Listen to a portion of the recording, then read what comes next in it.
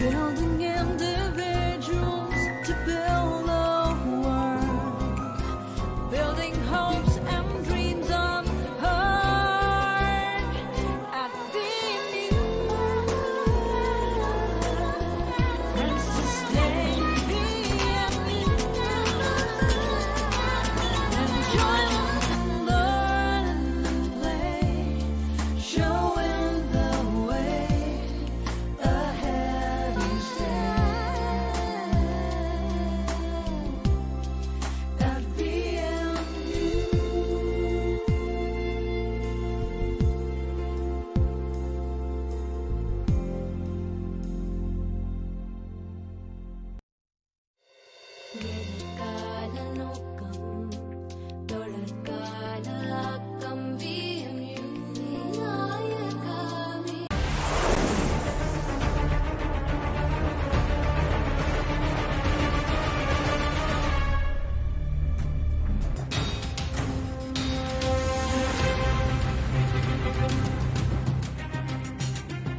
The future will be owned by those who are powered by knowledge and wisdom that transcends time.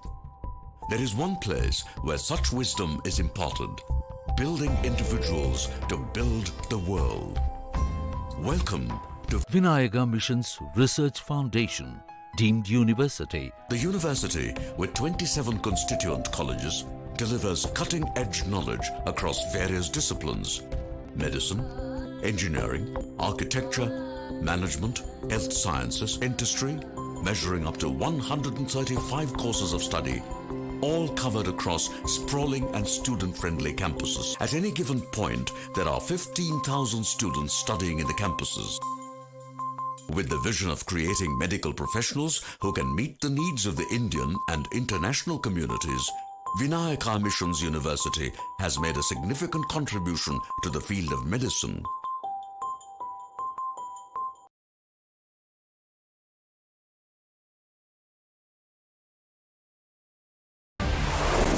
Affordable medical help to the local population.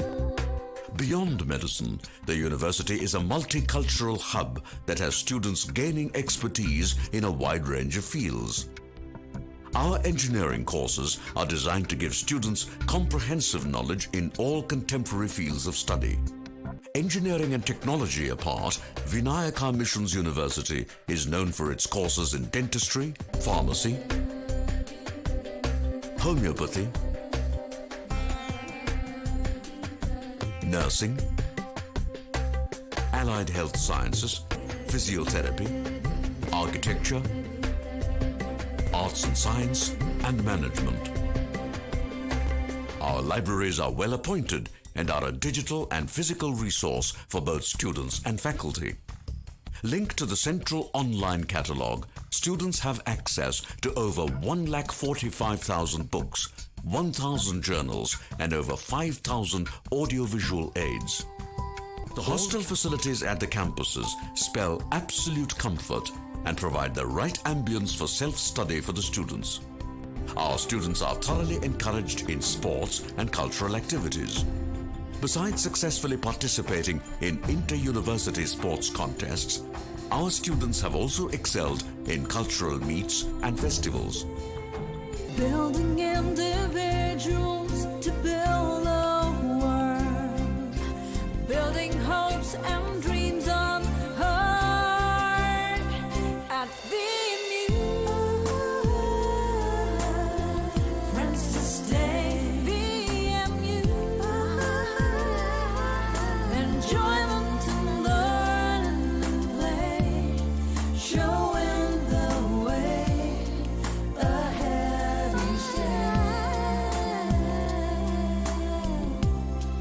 At VMU.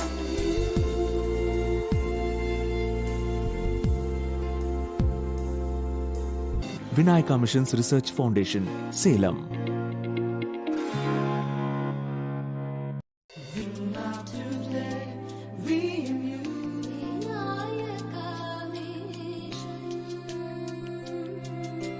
Bringing minds together in search of endless wisdom. VMU.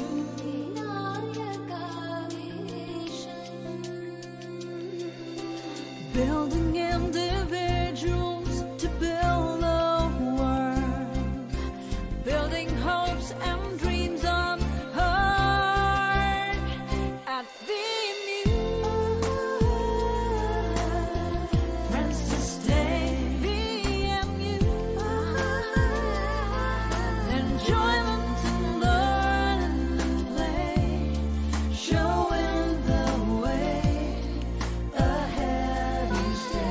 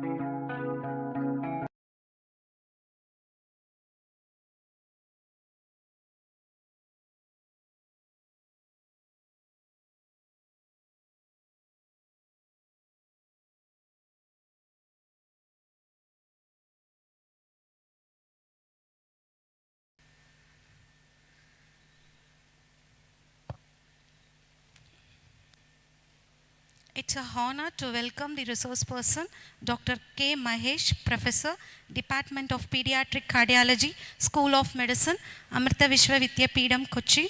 Welcome you, sir.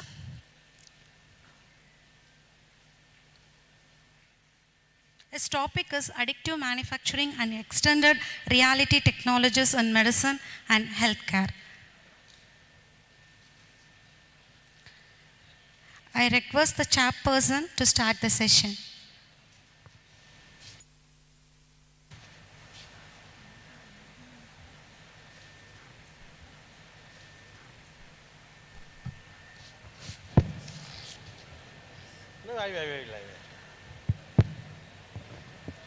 Good morning to all. We are in the second day of our conference on ICTIH 26. So today the first session is by Dr. Mahesh from Vishwavidyapeeth. He is going to enlighten us with the title Additive Manufacturing and Extended Reality Technologies in Medicine and Healthcare. If we see regarding this additive manufacturing and extended release, the additives are playing a very important role in the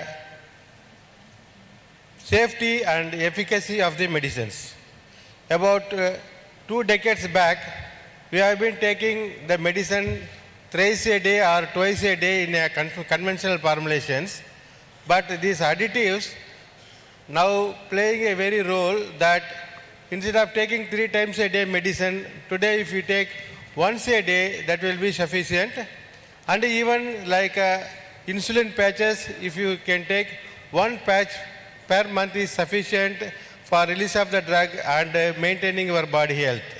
So now today this Dr. Mahesh going to enlighten us about these additives and its importance in manufacturing of medicines and how it plays a very important role on health care. So I have great pleasure to introduce Dr. Mahesh to you. That Dr. Mahesh is the professor in the Department of Pediatric Cardiology at the School of Medicine, Amrita Vishwa Vidyapeeth, Kochi. He is an experienced clinician, academician and educator specializing in the diagnosis and management of congenital and acquired heart diseases in children. With extensive involvement in teaching, clinical practice and academic monitoring, Dr. Mahesh has contributed to the training of undergraduate and postgraduate medical students. His professional interests include advancing pediatric cardiac care, promoting evidence-based clinical practice, and supporting interdisciplinary collaboration in healthcare and medical education. With this brief introduction, I request our speaker, Dr. Mahesh, to deliver a talk on the additive manufacturing and extended release technologies. Thank you.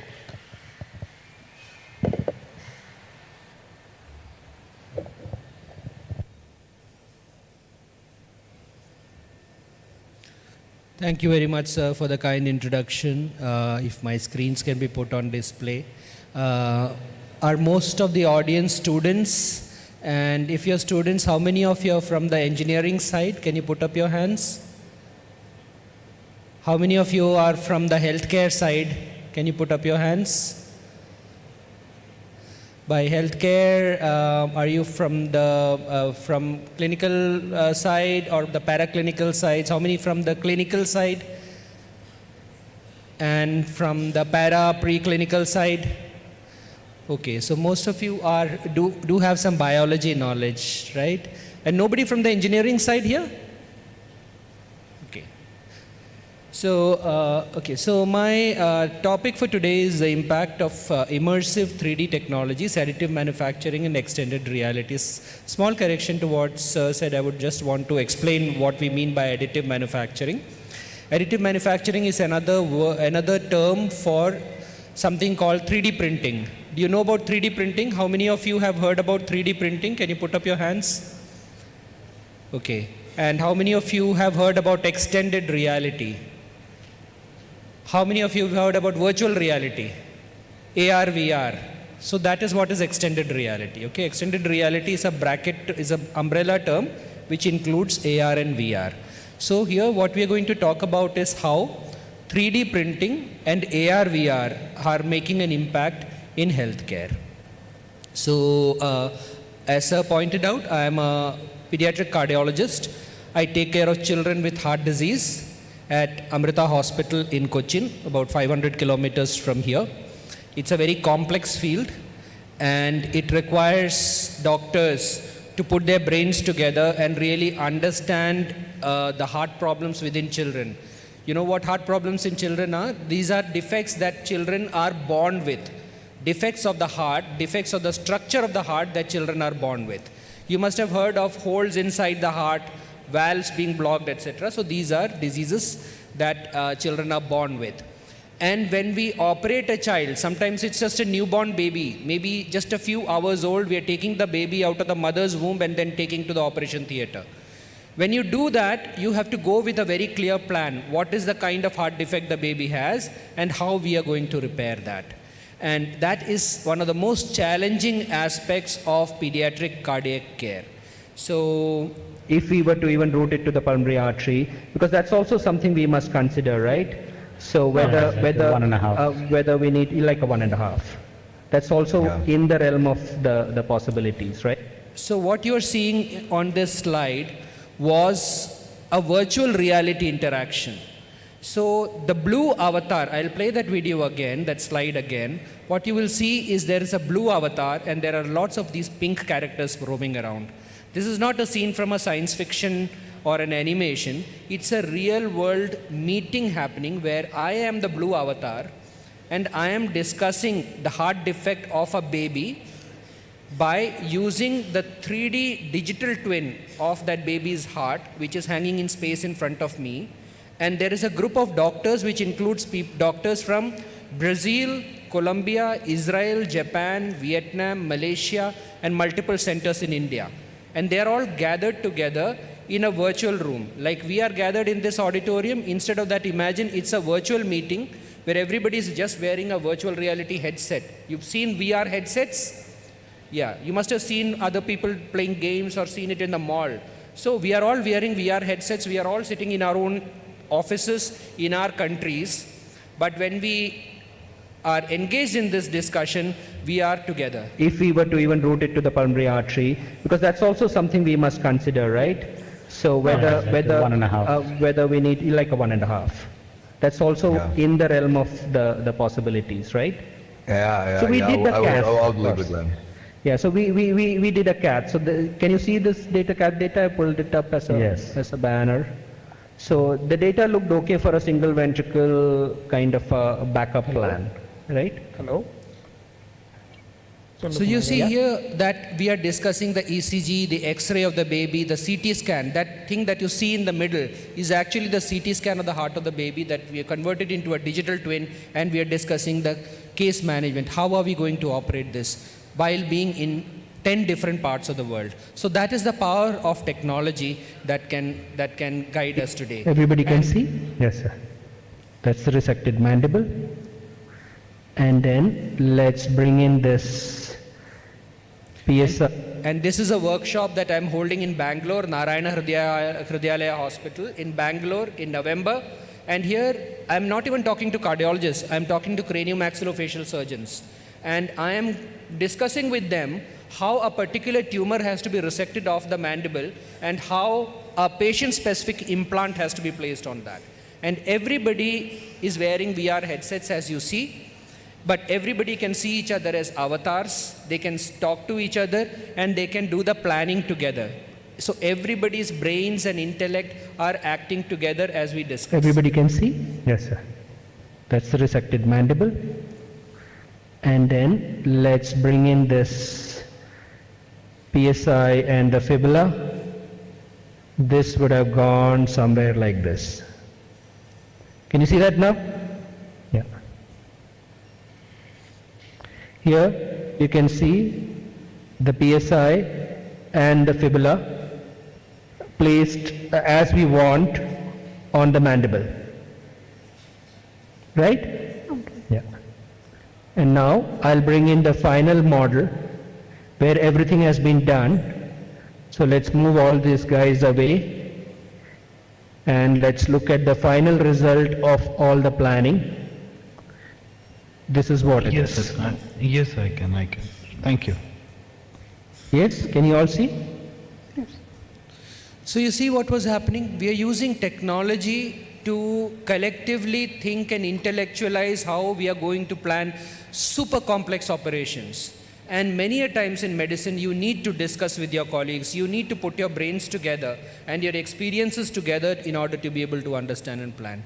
So this is an example of how we are using AR/VR technologies, which otherwise you must have seen kids playing PUBG with AR/VR, or in malls, people using AR/VR to go through roller coaster rides. But we are using it in real meaningful ways to actually save patient lives. So this is the hospital where I come from. This is Amrita Institute. This is in Cochin. And this is one of the leading pediatric cardiac centers in the country and even for the world. We operate nearly 1,000 children with complex heart problems every year at the hospital. So it's a lot of responsibility on us, and it's a not-for-profit hospital. And since most of you are from slightly biological background, I am assuming that you will not be disturbed by some of these images. This is heart surgery on a baby. And this is how difficult it would be when you open up the chest, you see the heart, and you have to quickly go in and repair the defects inside the heart. You don't have to be stopped. Pulmonary bypass machine. So the longer that you keep the heart stopped and the circulation running through a machine, more and more destruction of blood cells will happen. So we always try to minimize the time that you will spend on bypass. That means that you have to go with a very clear plan. Otherwise, you will be thinking on the table as to what I'm supposed to do next. And all the surgery is happening in a very three-dimensional environment. You have to know millimeter by millimeter how each of these parts, arteries, veins, valves, chambers, how they are far away from each other or how near they are from each other, how deep you have to cut, how deep you have to go. You have to have a very clear idea. And in order to prepare ourselves for surgeries, how do we prepare? We read thousands and thousands of books and articles. We look at lots and lots of diagrams and pictures, and we try to mentally prepare ourselves for going into a very, very three-dimensional field. But all our thinking and learning is happening through books and articles and images and pictures. And in medicine, you have numerous nomenclatures to describe various kinds of defects. So we have to learn them by heart. This type A, type B, 1, 2, 3, like that. And that is what we go in with. Even when we look at medical imaging, you all look at medical imaging on screens. Screens are two-dimensional. And oftentimes, most of the images are also two-dimensional. So you are trying to show three-dimensional human biology as two-dimensional pictures. And then when you see them, you are supposed to reimagine the 3D. So like looking at these images, we doctors have to imagine how these structures actually will be in 3D inside the patient's body. And that ability to think in 3D is very variable. So this is how doctors normally look at scans, right? Holding up films or looking at 2D workstation screens. CT scans and MRI scans are supposed to be 3D data. That is, they have multiple slices of information, which if you put together, it is a volume data. But still, our conventional way of viewing them, even when you render them graphically in 3D, you're still looking at them on computer screens or workstation screens or on a screen like this. And then, can you even perceive how many millimeters would be the difference between a structure that is in front and behind? Perhaps not.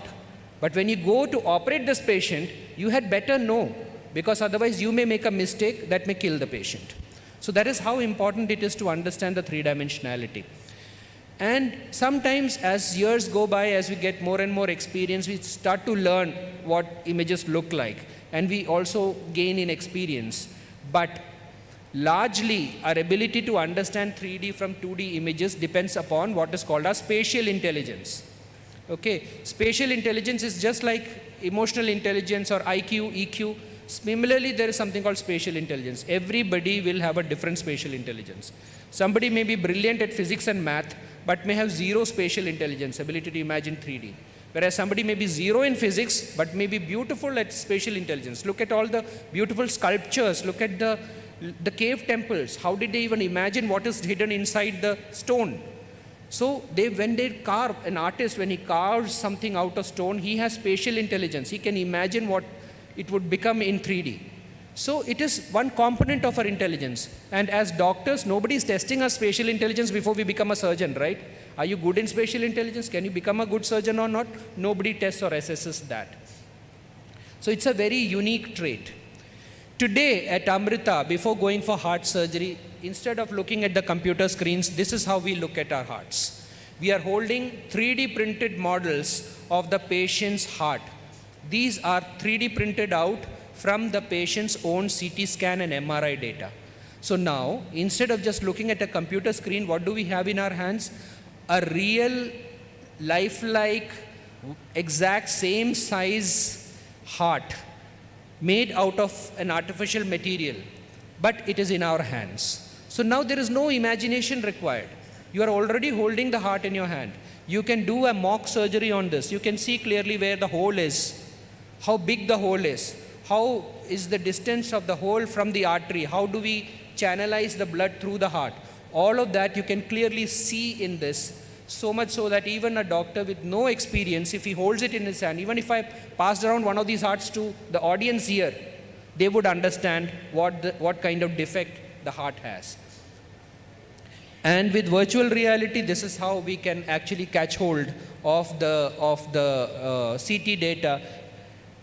Instead of holding it physically, I can manipulate it digitally. So the same CT scan data converted into a digital prototype or a digital twin, I can hold, I can scale it up, I can make it as big as this auditorium, I can walk inside a little baby's heart and walk through the chambers of the heart, cross from one valve to the other or from one artery to the other, and do mock surgeries even as I do this. This is using the technology of virtual reality. And here you can see me, I am in the virtual reality lab at Amrita Hospital, and I am looking at the heart of a baby who had come in from Africa. It's a very complex heart disease, very rare anomaly, and this baby had been refused heart surgery at multiple centers in the world. Why? Because doctors could not understand this baby's anatomy well enough to offer surgery. The baby was from Uganda, and one charity organization brought this baby to our hospital, and we did the CT scan, converted that into a digital twin, and you can see I am actually physically getting inside the heart, and I am putting myself through it. With my VR headset, I am actually feeling I am inside the heart and I am understanding the anatomy. And then I tell my surgeon, what is the problem? Then I take my surgeon through the journey through the heart, and then we planned that surgery together, and this baby got operated and went home. So it is a direct impact of my willingness to use technology. The direct impact is on that baby's life. This is another example of how we are doing these, what we call as virtual dissections. It's like virtual surgery. It's the same CT scan data, but the way of manipulating them is very, very immersive and three-dimensional. Even now you are seeing it on a screen, but if you were wearing a VR headset, it will be like a hologram in front of you, and you can interact with it completely in 3D. Vice Chancellor sir was just talking to me about weekly meetings in the hospital to discuss complex cases. This is a photograph of one of our weekly meetings, sir. Every Saturday we have a meeting where we discuss complex cases which are being planned for next year. As you can see, I'm wearing a VR headset and using that technology to explain to my team members what is this complex case that we are planning to operate the next year and what our strategies should be. So it has become a part of our daily clinical work at Amrita. And the whole journey started over 10 years back when I set up the country's first, in fact Asia's first point of care medical 3D printing lab at Amrita, where we started this whole process of converting medical images into 3D prototypes to plan complex surgeries. And how this story started is very interesting. In 2013-14, I had this young boy come to me. He was 16-year-old at that time. He was a school student. His name is Hari, and he had a very complex heart disease. All the organs on his body were reversed in their position. Heart was on the right instead of the left, and there was a big hole which is called the VSD, and his arteries were malpositioned. both the arteries, usually you have pulmonary artery coming from right side of the heart, aorta coming from left side of the heart. Instead of that, both the arteries were coming from his impure side, right side of the heart, and there was a blocked valve. He had been found to have a heart disease even when he was an infant. He was very blue. Doctor said he has a heart defect, but nobody agreed to operate him because they could not understand his images well enough to operate. So they kept telling him, it's a very complex disease, we can't operate. Literally in front of him, they would tell him that there's nothing we can do to help. And they used to tell the parents that he's just waiting to die. Somehow he grew up to be 16, 17-year-old, struggling through school, not able to go to school regularly because he used to be ill, he used to be very blue, his oxygen levels would be 60%, like that. So he was struggling. And then he came to us in 2013-14 and I did an MRI. And looking at the MRI, I have a slightly better spatial intelligence than most. So I could see that this patient could be operated. So in the weekly meeting, I presented this case twice. That, sir, let's operate this patient, this kind of surgical strategy. But that communication is very difficult. The rest of the team was not convinced and his surgery was refused. At this point of time, I thought that can we use 3D printing technology? At that time, 3D printing was just coming up across the world, particularly in India, that you could convert any digital design into a three-dimensional object. So I thought, what if I convert his MRI scan into a 3D prototype? So we didn't have 3D printing that time much in India, so I collaborated with a company in Belgium called Materialize and asked them to send me a three-dimensional printed prototype of his heart. So I received the 3D prototype of his heart, and when I gave this prototype to my team members, the whole situation changed, and literally in 5 minutes, the whole team could understand what exactly the defect is and how this operation should be done. And this child got operated. The next week itself, he got operated. And the very interesting thing that happened after that was when he was recovering in the ICU, I was taking rounds in the ICU, and he told me, he had just come out of the ventilator after his surgery, and he told me that, sir, I want to see the 3D print of my heart. I said, okay, you come before your discharge, I'll show it to you. So just before his discharge, he came to my room, I showed him the 3D print of his heart, and he told me that he had made a 3D printer at home. And I'm talking about 10 years back, when even engineers did not know much about 3D printing, and this young boy who was just in the 11th standard, he said that he had built a 3D printer about 3 months prior to his surgery, where he did not have any idea that he was going to be the country's first person to get a 3D print-assisted heart surgery. And I had no idea that he knew anything about 3D printing. But he told me this, and so it was so fascinating that this boy was brilliant. And even though he was not able to go to school, he would sit and read electronic books, the magazines, he would assemble little things. By the time he was in 6th standard, he was building circuit boards. By the time he was in 9th standard, he'd built a home automation system all by himself. And he had started reading about 3D printing and imported little bits and parts of it and had assembled and put together a 3D printer himself. That was like an amazing coincidence that really shook me up. And there's a small little 5-minute video on this, which I want to show you. This video was created in 2018 by an NGO, and it was first premiered in the US at a fundraising event. This tells us about this story.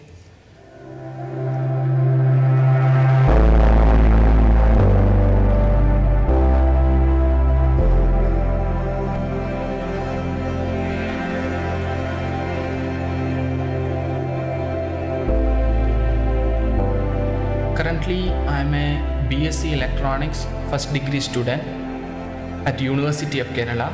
My interest in electronics have started from just I was a kid itself. That made me what I am today. I was restricted to play outside because of my sickness. So mainly I use internet as a source to study myself. I make simple prototypes, then even if it fails, I will just go on trying, keep on trying. I will read some of the books which is related to science and tech. I find answers for my solutions. Plus ടുവിന് സ്കൂളിൽ പഠിച്ചുകൊണ്ടിരുന്ന സമയത്ത് സ്കൂളിൽ വെച്ചിങ്ങനെ വയ്യായിക വരുമ്പോഴത്തേക്ക് teachers പറയുന്നത് ഇതൊരു ഫേക്കാണെന്നുള്ള രീതിയിൽ teachers 1-2 പേര് കളിയാക്കുകയും ആക്ച്വലി ഞാൻ അവരോട് പറഞ്ഞിട്ടുണ്ട്, ഇങ്ങനെയുള്ള പ്രശ്നമുണ്ടെന്ന് പറഞ്ഞിട്ടും കൂടി അവർ വിചാരിക്കുന്നത് എന്തോ ഒരു ഇതാണെന്ന് കളിയാക്കുകയും അതിൻ്റെ പിന്നാലെ ഇങ്ങനെ ഒക്കെ ചെയ്തപ്പോൾ വളരെ വിഷമം തോന്നി അവസാനം പഠിത്തം നിർത്തേണ്ടി വന്നു. My parents were so concerned about, and also I could say they suffered a lot. മറ്റ് ഇൻസ്റ്റിറ്റ്യൂഷൻ ആദ്യം കണ്ട ഡോക്ടേഴ്സൊക്കെ ബുദ്ധിമുട്ടുകൾ പറഞ്ഞപ്പോൾ എനിക്ക് വളരെയധികം സങ്കടം വളരെയധികം ഞാൻ കരഞ്ഞിട്ടുണ്ട്. രാത്രികളിൽ ഞാൻ കരഞ്ഞ് എനിക്ക് ഉറക്കം പോലും നഷ്ടപ്പെട്ട ദിവസങ്ങളുണ്ട്. ഏതെങ്കിലും ഒരു രീതിയിലൊരു ഇത് വരണേ എന്നും പറഞ്ഞ് പ്രാർത്ഥന. My parents take me to different doctors, and the doctors told directly in front of me there is no way to save me.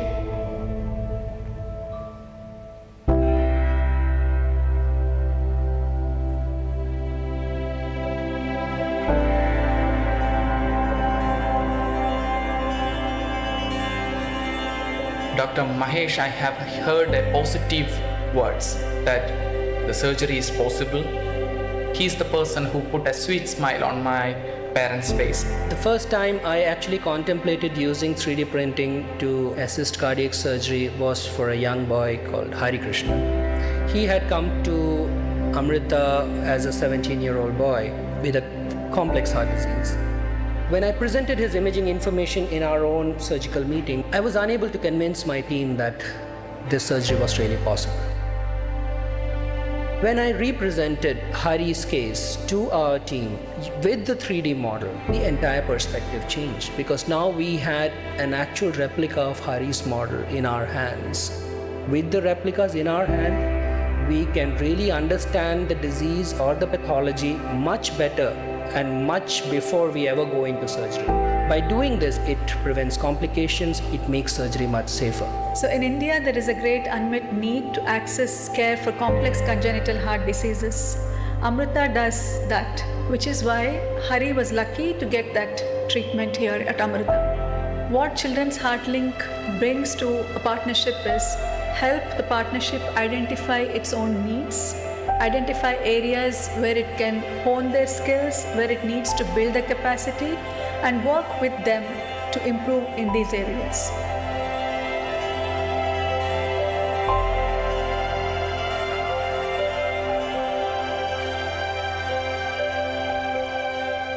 Immediately after my surgery, the very first time I opened my eyes, I seen Mahesh sir. He asked me, how are you, Hari? Then I told that, sir, I'm fine. I just want to see my heart print. I showed him the model of his heart, and he looked at it, and that's when he said, you know, doctor, I have built my own 3D printer about 3 months back. That took me completely by surprise. When he was working on building his 3D printer, he had no clue that somebody somewhere would use the same technology to actually heal him. That was the beginning of a really strong bond between me and Hari. When I just got out of ICU, he called me and told that immediately after your rest, you have to make a printer for me. That words given me all the inspiration, and I started making on the very next day of his words. This is the time that I went back to Hari. I wanted his advice on where he thinks this can lead to. Hari was one of my major supports thinking at Amrita. And when we had our first training sessions for the 3D printing software, Hari was here as a team member. I have been rejected by several medical experts that saying that there is no technology to solve your congenital heart problem. So I have to give back. I have to give back. He has the potential to really make a change to society. I think my bond with Hari is as close as it can get.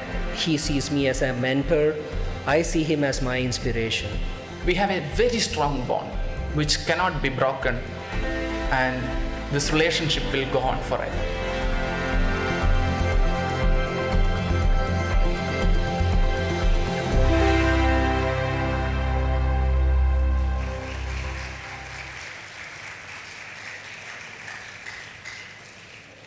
So this was what started me on my journey of exploring the power of immersive 3D technologies, and inspired by Hari, we set up the 3D printing lab.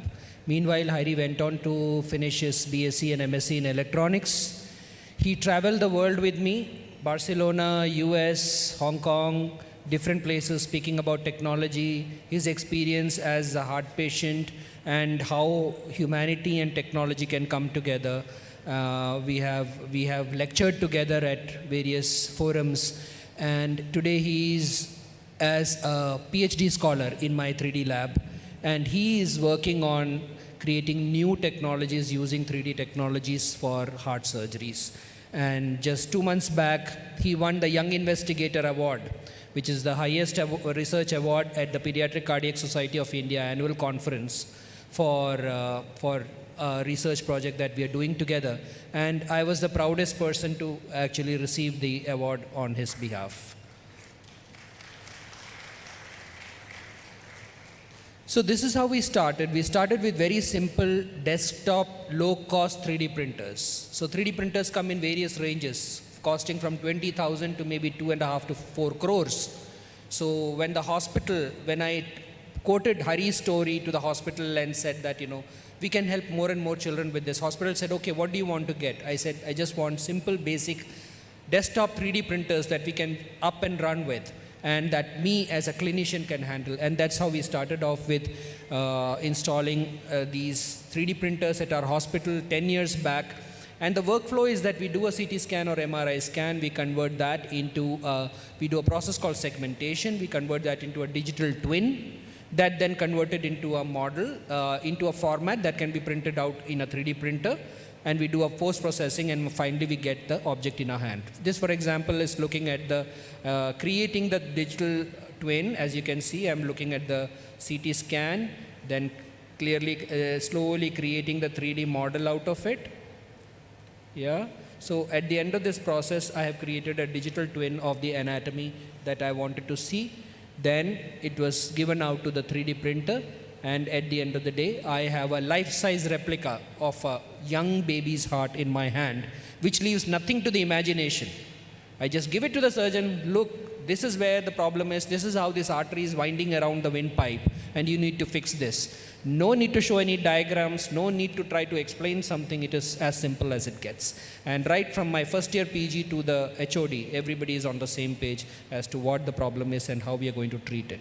So over the years, then we started one after the other, more and more complex cases, many more stories like Hari's, which had life-transforming impact from the use of technologies. This is one such case. This was a young baby. He was only 3 months old when I saw this baby in one of the villages in Kerala, in North Kerala. It's called Kanyangad. And this baby had been born in Kozhikode Medical College. And after the delivery, basically, if you can see, what is happening here is that the baby doesn't have the chest bone or the breast bone called the sternum. This bone is missing. Why is this bone important? It's part of the shield around our chest that protects the heart and the lungs, right?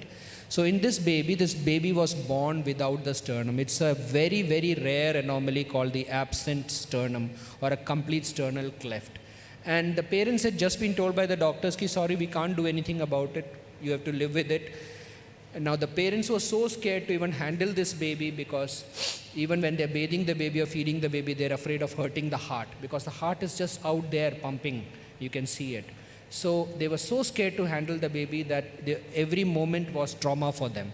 So when I saw this baby, I thought that can we use technology to help this child? So I brought the baby back to Amrita. We did a CT scan. I thought maybe we can 3D print some kind of a titanium shield or something to, help this child. So with that idea, we brought the baby back, we did the CT scan, we looked at the anatomy, we created a digital twin of the baby's chest wall, the exact defect, so that we could understand exactly what it was going to be like. And then we 3D printed it out. Once we had 3D printed it, it became a perfect setting for us to really understand what exactly is this defect. So it became a source for us to intellectualize. Here you see the group of doctors. It has cardiac surgeon, and there is a plastic surgeon. There is a family of the child. The plastic surgeon is holding the rib cage in his hand. He's explaining to the family. And then we came up with multiple ideas how we could help this child. Creating an artificial shield would have meant that, it will not grow with the baby. Plastic surgeon came up, so that will grow with the baby. So this plan was then tried multiple times by resecting a part of the 9th rib of the baby. We have these floating ribs in the lower part of the chest. So a part of that rib could be taken and we could create a vascular bed in this gap and then place it. So that was the plan. And this plan was practiced multiple times using the 3D print. We could print it any number of times we want. We could do it any number of times so that we came to an exact idea as to how long would we cut the rib, how would we do this surgery. And then we did the surgery exactly as it was planned. And this was the baby celebrating the first birthday with us. And this is the baby now, just a couple of months back when she came to see me. She's now, the story was in 2008, so she's about 7 years old now. And she's doing great. She's like any other normal child. This again is an example of how our willingness to think out of the box, and this was the first time in the world that this kind of technology had been used to do this kind of an operation. And we published this in a peer-reviewed international journal. But much more valuable than the publication is the smile on that baby's face and the normal life that this baby have when they see this baby. For whom in the initial months they literally had no hope. Another story, if you find medical images disturbing, you might have to put your head down. So this was a young boy, 17-year-old, who was brought to us by Discovery Channel crew. So Discovery Channel has a series called Body Bizarre. They deal with patients with very bizarre problems like, Siamese twins and then they, trace their stories. So this was a young boy from Jharkhand who started having a small pimple on his left cheek, which then grew till the time he had literally something like a football on his cheek. And by this time, he was finding it difficult to breathe, he was finding it difficult to eat, and he was socially ostracized. Nobody in the village would speak to him because they all used to see him as a freak. So since he was a freak in the village, he was absolutely left alone, and literally, and this tumor was growing on his face, so much so that his eye was pushed out of his head and far out. So this was the condition in which the Discovery Channel crew found him, and then they got in touch with the head and neck surgeons at Amrita. He had already been refused surgery at multiple centers across North India, including premier centers. And then they contacted Dr. Subramania Iyer, who was a head and neck and plastic surgeon at our hospital, and they brought this kid to our hospital. They were televising everything as they went by because it's a television series. And then when he came to the hospital, by then my 3D printing lab was already running, right, for heart. Now the plastic surgeon came to my lab and said, Mahesh, can you help plan this particular surgery using 3D technologies? I said, we can try. There is no template for it, but let's try. So we did the CT scan. We created these digital impressions of the anatomy. We did digital surgeries where we predicted how the skull would be when we resected this off the face, how we need to reconstruct this. His right side of the skull was relatively normal, whereas the left had the jaw was completely distorted. The orbit, the eyeball, everything was distorted. So then we created a 3D printed model of the skull by mirroring the relatively normal right onto the left. So we digitally resected off the entire left skull and mirrored the normal right side onto the left to get a template of how his reconstructed skull should look like. And using this skull, we planned a whole set of implants, bony reconstructions, everything was planned using these digital reconstructions and the actual 3D models that we had in our hand. And a massive surgery was planned. Something like that had, again, never been done in the world before. And we did this 12-hour surgery where this whole 5-kilo football-sized tumor was resected off the patient's heart, and his jaw was reconstructed using parts of the bones from his leg and some custom-made patient-specific titanium implants. And with the help of that, this whole surgery was accomplished. These surgeries are extremely complex and extremely risky, with lots of risk of bleeding and everything, which is why most surgeons would not even put their hands on them, and these patients would simply be left to die. But just because we were willing to take this up, this surgery could be accomplished successfully. He went back home. This was shown on one of the episodes of Body Bazaar, and this again is a great example of how technology can impact real human lives. So over the years, this ecosystem began to grow. So it was not just cardiology, it became plastic surgery, then the craniomaxillofacial surgeons came, then the orthopedicians started coming, then the oncology surgeons started coming. So it became a whole thriving ecosystem where anybody who wanted to, who even dreamt something like this is possible, they would come into the lab and we would build 3D models for them, build digital twins and 3D reconstructions for them, and solve these cases. And even after the cases got solved, these models became the perfect learning tools for the students, because each of these cases became a morphology specimen that the students could handle and they could learn from. So it became an invaluable learning tool which is perpetual. Even if one model breaks, you can always print again. So it's like an ongoing resource for learning. Like as medical students, you would like to have morphology specimens, but nowadays you don't get any morphology specimens anymore. In the olden times when patients used to die, you could take out organs and put them in formalin. Nowadays all that doesn't happen. So current generation medical students don't even get morphology specimens, and whatever are there are all decaying and brittle and just falling apart. But with these digital models, you can print them out anytime you want, any number that you want. You can send it across the world. So it becomes a very, very useful learning tool and a very vibrant ecosystem for cross-disciplinary research.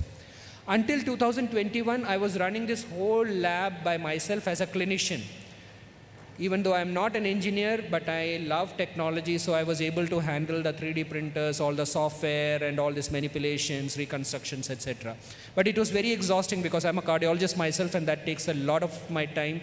So all my spare time, nights, weekends, I would be in the lab. It was in 2021 that an engineer joined my lab full time.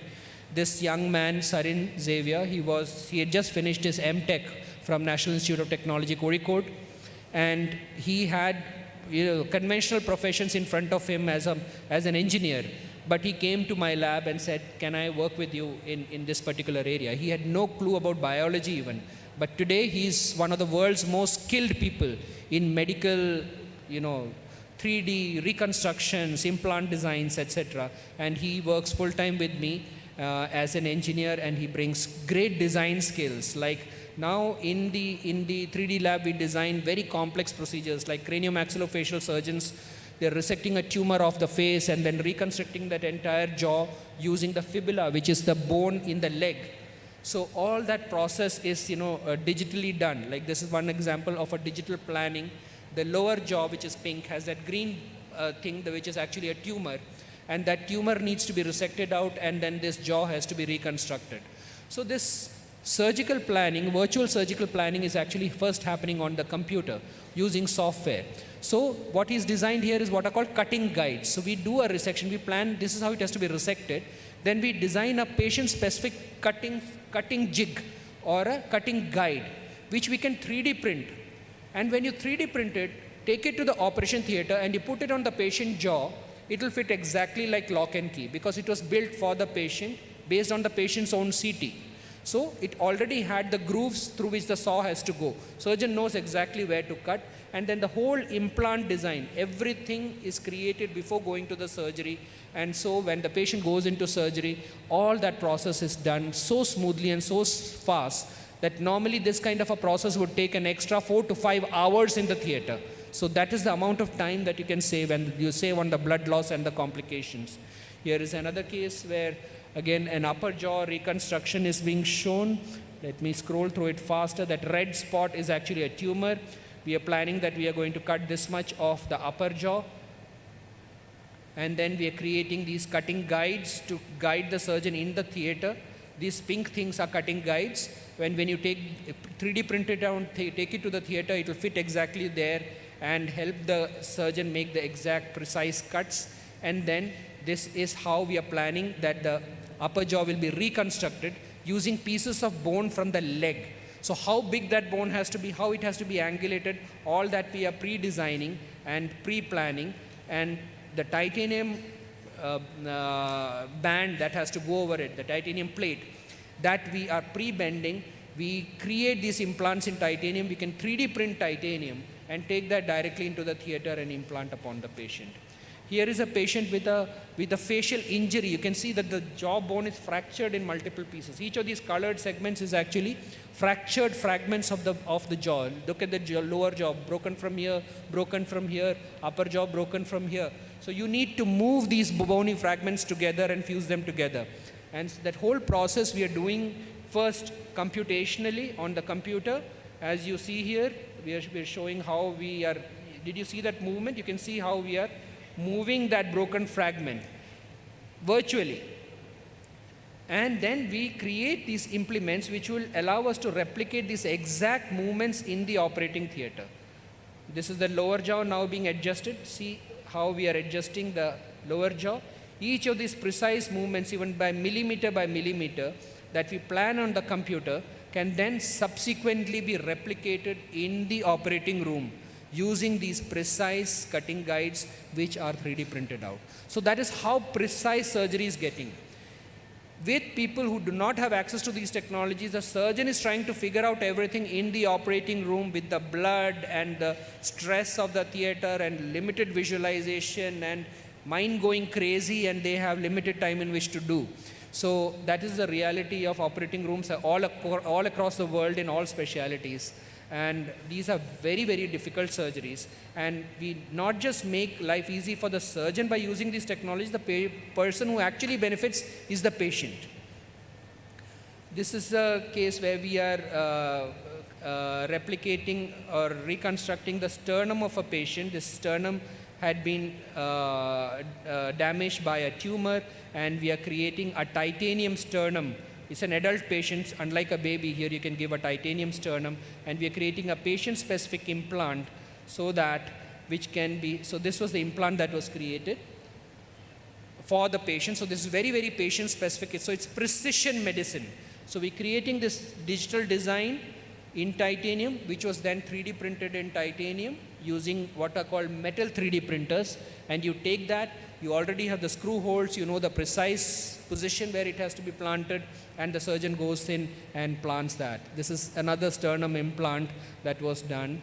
And this was a case where our breast oncology surgeons want to create aesthetic breast reconstructions. Many times patients with breast cancer undergo a breast resection, and the implants that are often off the shelf, and they're not fit for the patient. So that also causes a lot of mental distress to the patient because they look odd.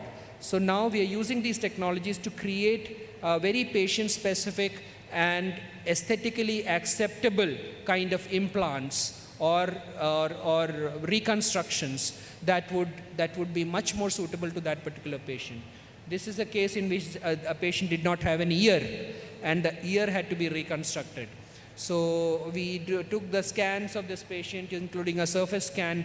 We kind of took a scan of the patient's normal left ear, and then we mirrored it and how it would come onto the right side. We are showing as to how we would use the normal left ear to plan a right ear reconstruction.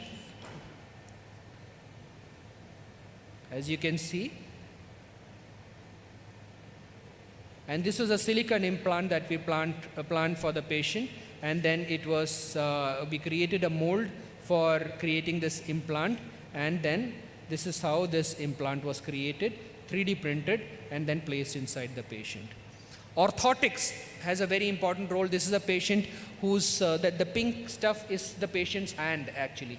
That the patient has no fingers. So we created this 3D printed orthotic device for this patient after having scanned this patient's wrist. The pink object is the patient's wrist and the stump of the hand he has. So we designed like a custom prosthetic hand for him, and each part of which could be 3D printed and then placed inside the patient. This was a recent thing that we did for the urology department, where there was a penile implant that had to be planned. So we used 3D printing to simulate that whole process. So what I'm trying to show is that the role of these technologies goes across specialities, across medical specialities. It's not just heart, it's not just head, neck. Anybody and everybody can use it. So every day I have clinicians from different specialties coming up and saying, can you help me with this particular thing? Can you help me with this particular thing? And we think out of the box and we try to create something.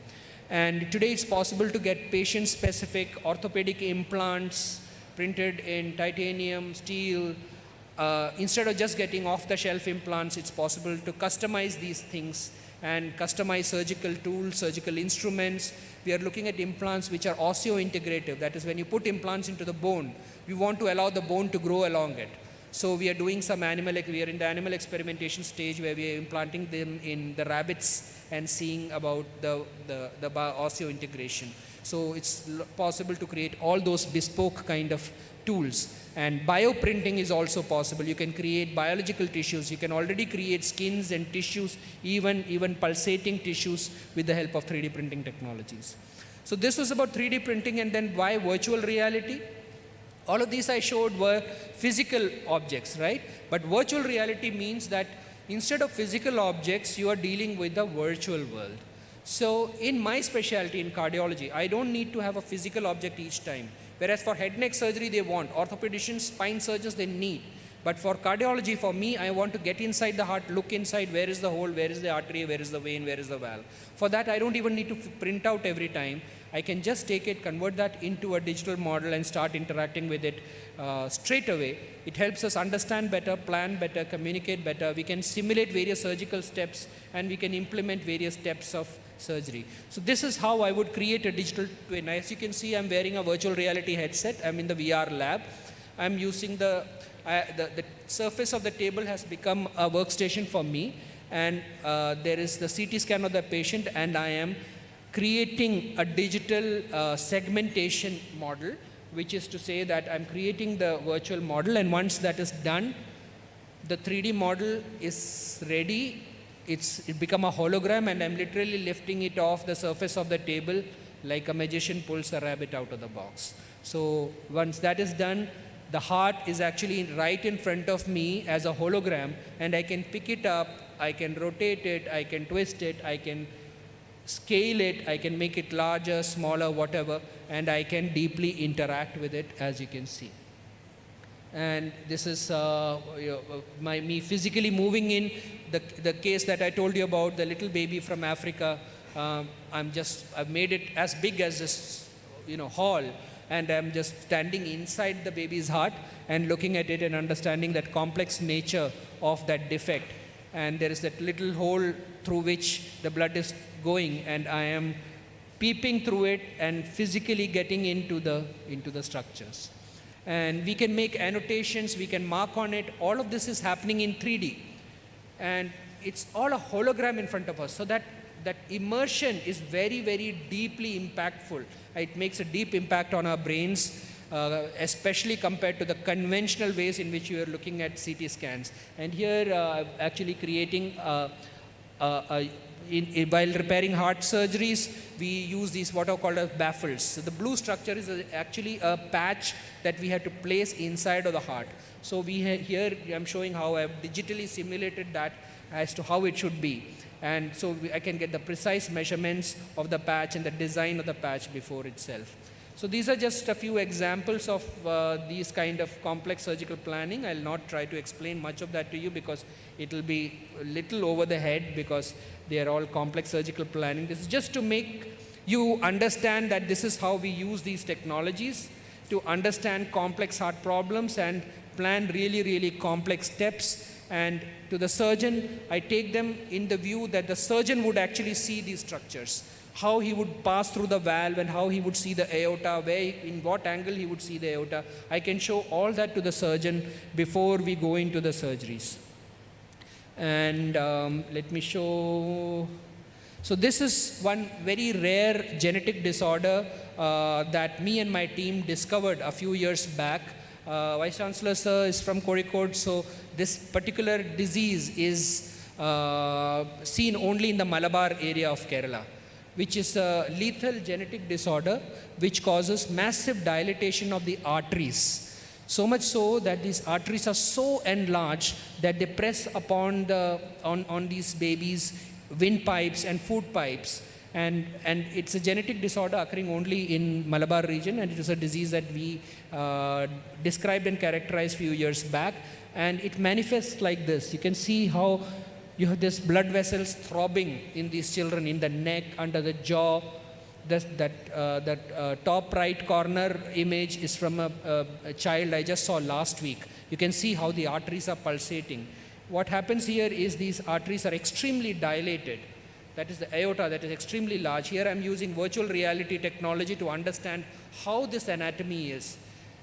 Recently we operated upon a child. So before doing the operation, I'm doing this kind of a virtual operation where I'm literally taking the heart and the blood vessel out of the chest, understanding how the lung is compressed by it, how the airway is compressed by it. And we are doing all these virtual manipulations.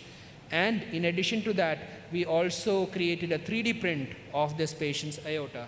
So by combining our perceptual understanding, our haptic feel of these structures, when we go into the operation theater, we go with a very, very meticulous plan. So here the plan was to replace this patient's entire ascending aorta, that big structure, and we replaced that with a graft, which is on the extreme right. It's an artificial graft which replaced that whole artery. And these are extremely complex surgeries, and this was made possible only because we had access to and the willingness to use all these technologies and go that extra mile to plan surgeries. This is a disease called hypertrophic cardiomyopathy, where the muscle of the heart is so thick that you have to actually cut off muscle from the heart in order to relieve it. So before going into the theater, being able to precisely plan and measure how would you access the muscle, where would you cut, how much would you cut, all that really helps us treat these patients very well. This is a young child who was brought to me, a 6-year-old autistic child. And this child was having repeated episodes of pneumonia. And an X-ray done showed that there was something here which seemed to be something like a needle. Nobody knew how the needle had gotten inside the baby's chest. Nobody knew. Anyway, the pulmonologist did a bronchoscopy trying to get at that needle through the airways, but he could not get anywhere. This procedure failed. And that's when they came to the 3D lab that otherwise they had to plan to take out that whole lung because that was repeatedly getting infected. So we did a CT scan. On the CT scan also, if you see, you will just see a little shimmer here, which was that needle, but it is very difficult to understand how it would be. So we did this virtual reality reconstruction, and now doing this, we can get into that exact segment of the lung where that needle is. I'm doing this virtual dissection, and that is the needle there. So now this is like a GPS map. We know exactly where it is, which segment of the lung it is, how can we access it, through which rib can we go to quickly access it. So instead of cutting out the entire lung or a large part of the lung, you could precisely, like a GPS guided kind of a surgery where we marked out everything, the access point, the depth to which one has to go, and all that was planned so well that at the end of the day when we went in, we could resect out that small segment of the lung that had the needle, and we could conserve all the rest of the lung. And now we are even doing it with unborn babies. Sometimes you do these fetal echoes of pregnant mothers to look at heart defects inside the mother's womb, and we need to take these decisions. Do we allow this pregnancy to continue? What do we tell the mother about the heart defect? Now we are able to take those fetal scans and convert them into these digital holograms and understand it better. And this we published. This was the first time in the world that a fetal data set had been converted into a digital twin and interacted with in VR.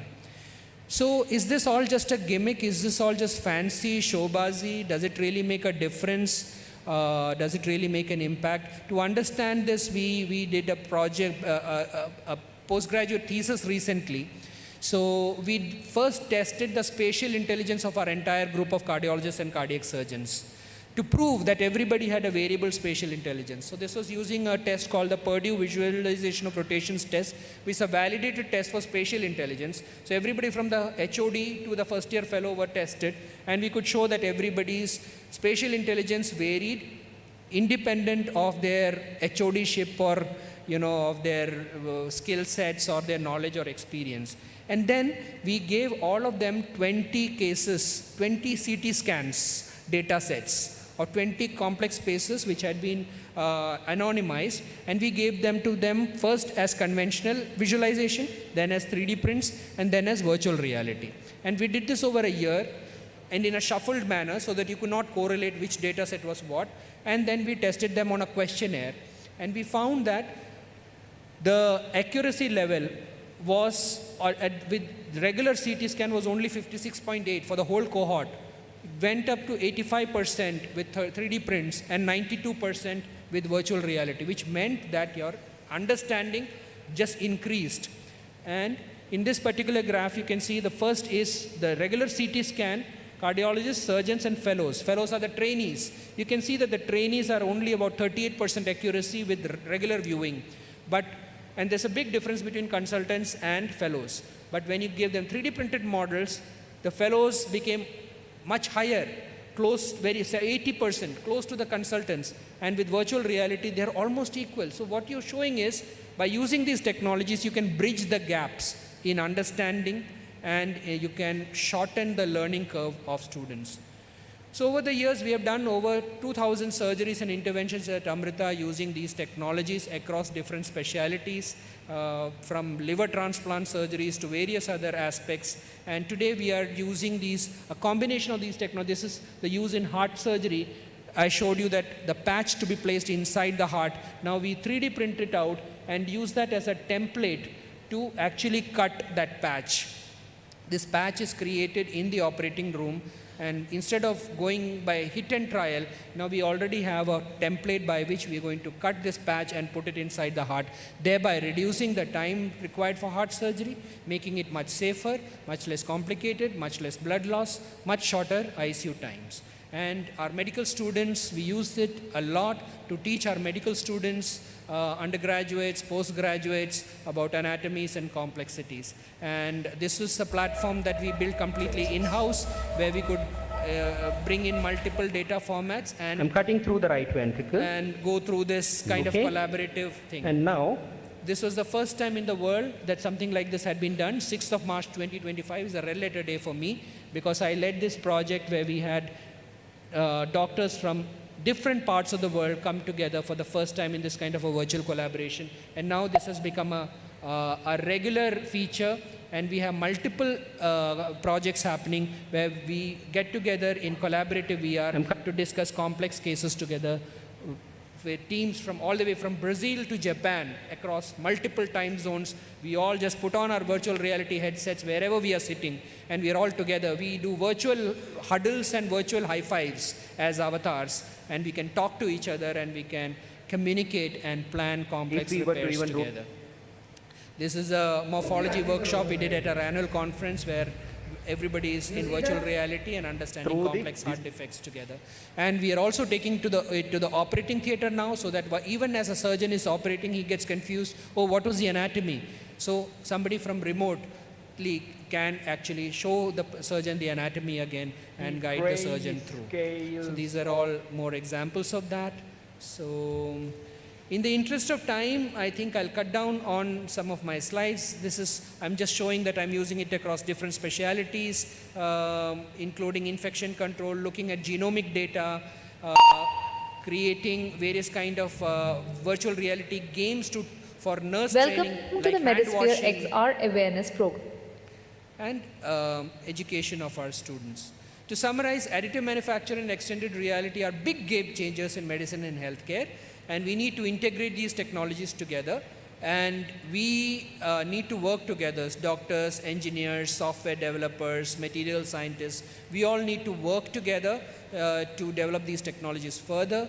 Artificial intelligence is already a buzzword. We are integrating some of those into making these processes faster, smoother, and more accurate. So I think these technologies are here to stay and will define the future of healthcare. Thank you very much.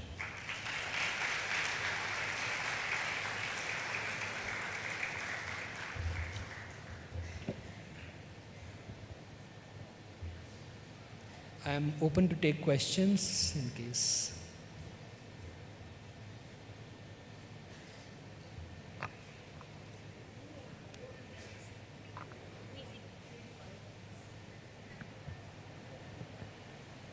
So there was a question on 3D bioprinting. 3D bioprinting is again an extremely fascinating area. It is possible to create tissues and organs using the 3D bioprinting process. Essentially 3D printing is based upon creating layers and layers using specific materials. So instead of plastics or metals or thermoplastics, you could use biological materials. You can create cellular or decellularized scaffolds onto which you can put layers. In the future, we may be able to create functioning organs and tissues out of it. Skin and structures like that, it's already possible. For more complex organs like kidneys, liver, heart, etc., it's not just the structure, there also has to be function like neurosecretory functions, hormonal functions, contractile functions. That will require the involvement of other specialities, genetics, all those things, because there are so many trigger mechanisms for all of that. But in the future, it's quite possible that we may be able to, generate patient-specific tissues and organs at will using these technologies. Thank you, Doctor. Thank you very much. 1 minute. Any questions from the audience, please? Dr. Mahesh, it was an excellent presentation. Now, I just wanted to have it helps in precision surgery, no? There is no doubt. 3D. And whether it helps in some of the reducing the post-operative care and post-operative complications?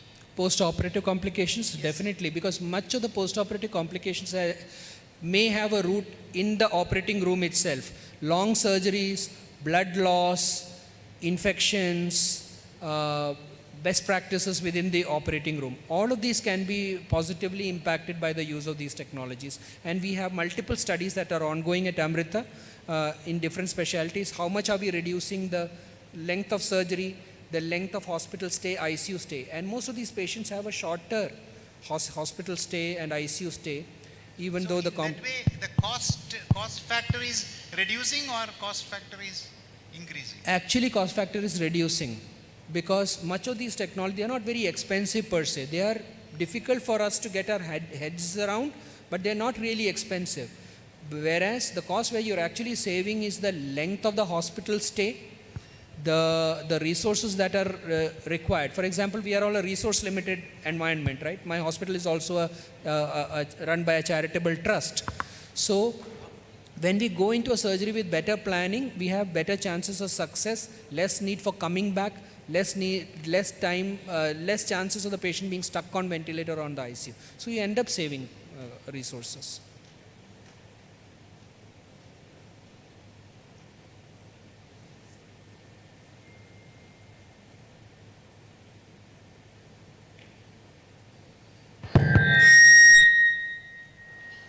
Dr. Mahesh, thank you for that excellent presentation. I should say you're truly amazing and you're doing a very motivational, inspirational work which I think most of us could not have even imagined. And you have very well explained the role of technology in surgical fields. Is there any role for the same technology to be used in medical field as well? Definitely. In fact, some of the slides I skipped actually would have been of interest to you. It's about, the slides were on antimicrobial resistance, infection control, microbiology, your field. So I had a module, in fact, I just skipped through that. I had a module in which I was actually showing the nurses different kind of microbes, the microbial DNA, and we created these virtual reality games for infection control practices, starting from just basic hand hygiene practices and enforcement of infection control practices in the ICUs and the wards, which we are planning to use as part of the overall work of the antimicrobial resistance team within our institution. The applications are infinite. You have to think, where does this kind of an immersive interaction and spatial understanding, how can it help in your field? The idea has to come from you. The technology is already there. So we are using it in multiple specialities in various ways. Sometimes it's by creating a game to teach somebody something in virtual reality. Sometimes it's by showing somebody something. So lots of potential. So is there any opportunity for us to come and observe what you're doing related to our specialty? Of course, of course. And I would encourage all of you to think up of ideas. So the objective of this talk over and above everything should be to plant a seed in your minds as to what is possible, and then think up of ideas. You can connect with me even remotely to think up of ideas, discuss things as to, where do you think something like this. No question is a silly question, so we can always explore. So when the microbiologists actually came to me, can it help in antimicrobial resistance or teaching infection control practices to nurses, we said let us try, and we managed to create stuff which is having a big impact. Thank you. Thanks a lot.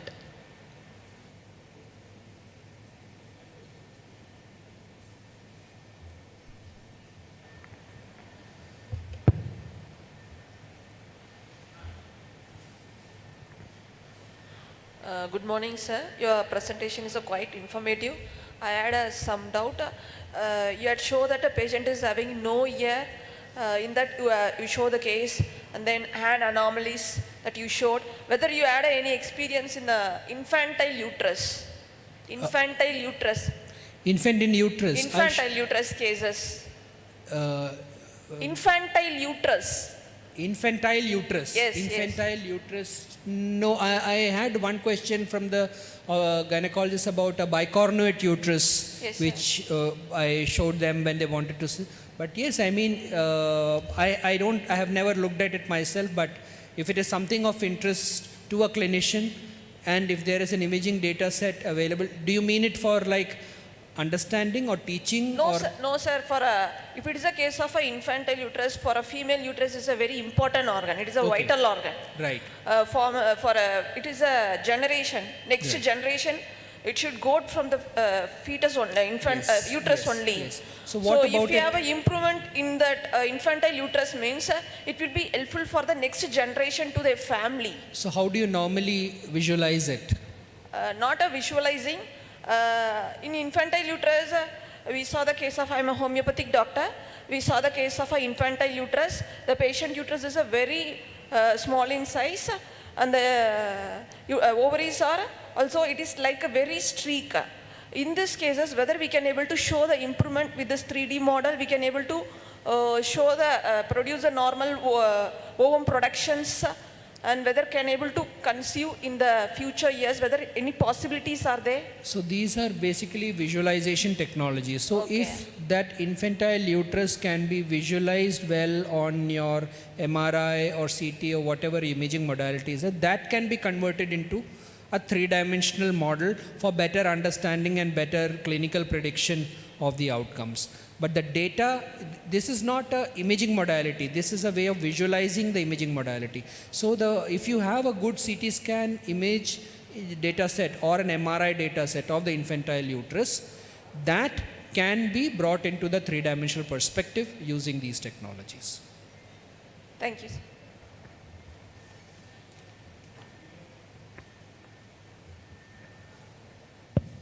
Any more questions?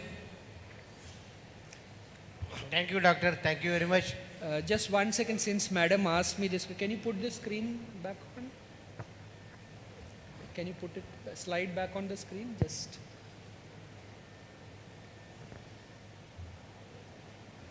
Dr. Results? Since madam asked about this, please. This is just, we're just showing some microbes to our students, the bacterial structure in VR. It's just as a learning tool that, and we are showing them the shape of different kind of microbes and viruses and fungi. This was part of our nurse training for infection control, just introducing them to various kinds of microorganisms. Since you asked this question, so just wanted to show that. Thank you. Dr. Mahesh, this is a pretty interesting talk, and it's a clear example of how the convergence of medicine with the high tech and the spatial intelligence and 3D printing, virtual reality and so on. And also it's an inspiration of seeing your success stories. Now, when we are talking about the digital twin, I do see that it is more a spatial intelligence and the physics. The physics of these objects are kind of a pretty well defined, but when physics of biology about a human, this is not well characterized. It has its own challenges. For instance, for a given patient, we can bring in the electronic health records, genomics, proteomics. When you are bringing all of them together to the digital twin, how challenging is it, or how far we are to reach that position? That would be the most exciting thing, and we are looking to do that. One, building in the physics of the biological tissues, bringing in computational fluid dynamics, CFDs, flows into it, bringing in the omics into the models. That would be the ultimate thing to ultimately do, because I think that's the future is going in that direction. Personalized medicine, so much of personal data now coming out of wearables, integrating all that into these organ models, that would be what we want to get at, and work is going on in various ways. As a cardiologist, I have already started working on building in the physics of tissues and computational fluid dynamics into it, and then in the future when we are looking at it depends upon the specific goals of each digital twin. The whole human as a whole as a digital twin versus certain organs, certain tissues. But each of these work that's going on in the omics area or in the CFD area or the finite element area, all those need to eventually integrate together. It's a confluence that is needed. We have come this far. I'm very sure that we will go further when we all need to come together. That's the important thing. With people with different skill sets. Very inspiring. Thank you. Thank you.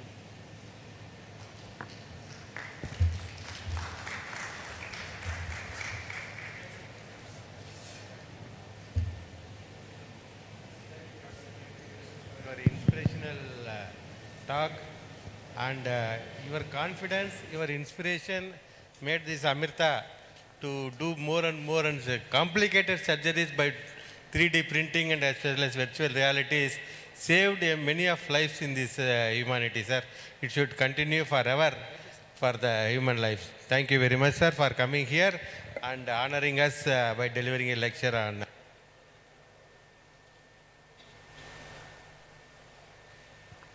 Your presentation has truly encapsulated the essence of our discussion and will leave a lasting impact on all of us. I request the chairperson, Dr. B. Jaikar, to honor the resource person, Dr. K. Mahesh, with certificate and memento.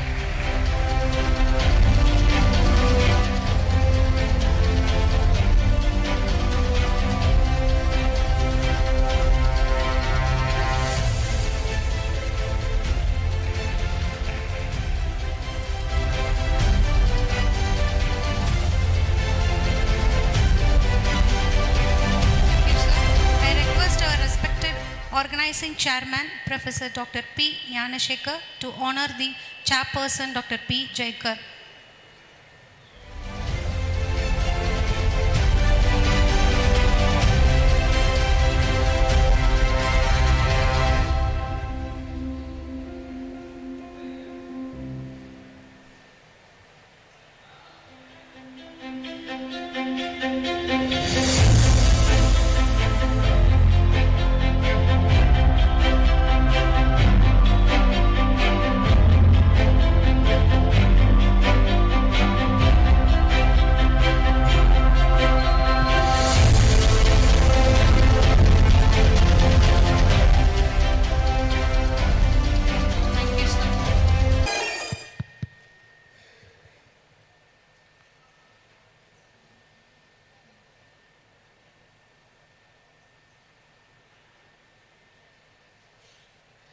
At this moment, we would like to acknowledge the valuable support and partnership for our esteemed sponsors from Octos Technology, Capital States, Shiva Pros and Wims Hospital, whose contribution has played a vital role in the successful organization of this international conference ICTIH 2026.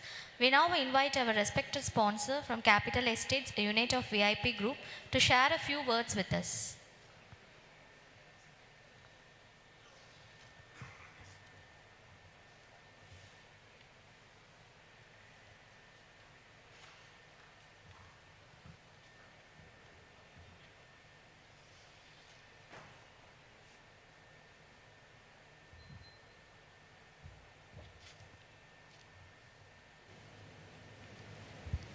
Good morning every one. என்னோடய name வந்து மனோகர் ராஜா.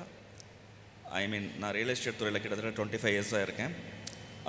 நாம் இப்போ வந்து பார்த்திங்கன்னா சேலத்தில் first time ஒரு mega township வந்து நம்மளோட national highway next to this காம்பவுண்டில் வந்து பார்த்திங்கன்னா ஒரு 50 ஏக்கர்ஸில் வந்து பார்த்திங்கன்னா வெல் பிளான்டு ஒரு டவுன்ஷிப் சேலத்தில் ஃபஸ்ட்டு முறையாக நம்ம பண்ணியிருக்கோம். ஜஸ்ட் ஐ கேன் உங்களோட சப்போர்ட்டை எதிர்பார்க்குறேன். கிளாப்ஸ் பண்ணலாமே. ஃபஸ்ட்டு டவுன்ஷிப் இல்லையா?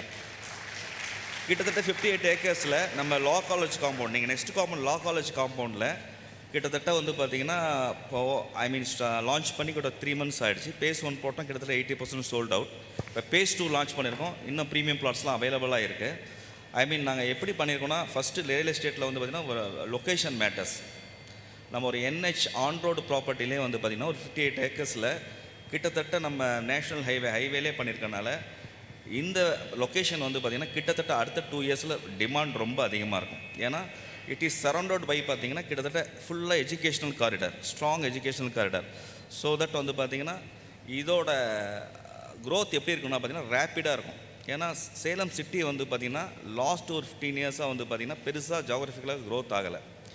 பட் இப்போ வந்து பார்த்திங்கன்னா சிட்டியில் இருக்கிற பெரிய சேலஞ்சஸ் என்னென்னா டென்சிட்டி பாப்புலேஷன், பொல்யூஷன், ட்ரைனேஜஸ், இந்த மாதிரி நிறைய சேலஞ்சஸ் இருக்கனால பீப்புள்ஸ் வந்து இன்றைக்கி பார்க்குறாங்கன்னா ஒரு லைஃப் ஸ்டைலில் வந்து நான் ஒரு நல்ல ப்ராப்பர்ட்டி வாங்கணும், நல்ல ஸ்பேசிஸாக வேணும், லைஃப் ஸ்டைல் இம்ப்ரூவ்மெண்ட் நிறையா கொடுக்கணும் அப்படிங்கிறனால நம்ம இந்த மாதிரி ஒரு ப்ராப்பர்ட்டியை உருவாக்கி வச்சுருக்கோம். எகைன் வந்து பார்த்திங்கன்னா இதில் இந்த லொக்கேஷன் அடுத்தது பார்த்திங்கன்னா அம்யூனிட்டிஸ். ஓல்டு கிளாஸில் ஒரு 25+ அம்யூனிட்டிஸ் நம்ம பண்ணியிருக்கோம். யூஸ்வலாக எல்லா கேட்டட் கம்யூனிட்டிஸ்லேயும் road compound wall, security check எல்லாம் பண்ணுவாங்க. பட் நம்ம அதை காட்டணும். இன்றைக்கி வந்து பார்த்தீங்கன்னா 33 feet ரோட்டில் ரோடு, 23 feet ரோடு, ஒவ்வொரு பிளாட்டும் 600 square feetலேருந்து 1500 square feet, 2000 square feetல அகைன் ப்ராப்பர் ட்ரைனேஜ். ஈவன் பார்த்திங்கன்னா மேட்டூர் வாட்டர் நம்ம சைட்டில் வந்துருச்சு, எலக்ட்ரிசிட்டி வந்துருச்சு. அண்ட் செகண்ட் திங் வந்து பார்த்திங்கன்னா பெரிய அப்டேட் என்னென்னு பார்த்திங்கன்னா அவுட்டர் ரிங் ரோடு நம்மளோட பேஸ் 1லே வருது. ஆக்சுவலாக ஆன் ரோட் ப்ராஜெக்டில் ஃபஸ்ட்டு டைமில் வந்து பார்த்திங்கன்னா ஒரு ரிங் ரோடுக்கு பக்கத்திலே பார்த்திங்கன்னா ஒரு பெரிய அப்டேட் வந்து நமக்கு இப்போ கிடச்சிருக்கு. ஸோ இதெல்லாம் வந்து பார்த்திங்கன்னா ஒரு பெரிய அப்டேட்ஸ். அது இல்லாத அம்யூனிட்டிஸ் பார்த்திங்கன்னா யூஸ்வலாக எல்லா அம்யூனிட்டிஸும் கொடுப்பாங்க. பட் நாம் அதுலேருந்து எங்கே டிஃபர் ஆகிறதுன்னு பார்த்திங்கன்னா ஃபஸ்ட் டைம் வந்து பார்த்திங்கன்னா ஒரு ஹெர்பல் பார்க் அப்படிங்கிறத உருவாக்கியிருக்கோம். இந்த பர்பஸ் ஆஃப் ஹெர்பல் பார்க் வந்து பார்த்திங்கன்னா பர்டிகுலர் நம்ம கோவிடோட கிராஸ் பண்ணுறப்ப தான் நம்மளோட இந்தியனோட ஹெர்ப்ஸோட முக்கியத்துவம் நமக்கு தெரிஞ்சது. ஸோ அதை பேஸ் பண்ணி கிட்டத்தட்ட ஒரு 90+ ஹெர்பல் பிளான்ட்ஸை வந்து நம்மளை சைட்லேயே வந்து பிளான் பண்ணி அந்த ஹெர்பலோட நேம் என்ன, அதை எப்படி யூஸ் பண்ணணும், how long you have to use அப்படிங்கிற மாதிரி ஒரு ஆட்டோமேட்டட் இரிகேஷன் சிஸ்டத்தோட ஒரு ப்ராப்பரோட அட்வைஸரோடு நம்ம பண்ண போகிறோம்.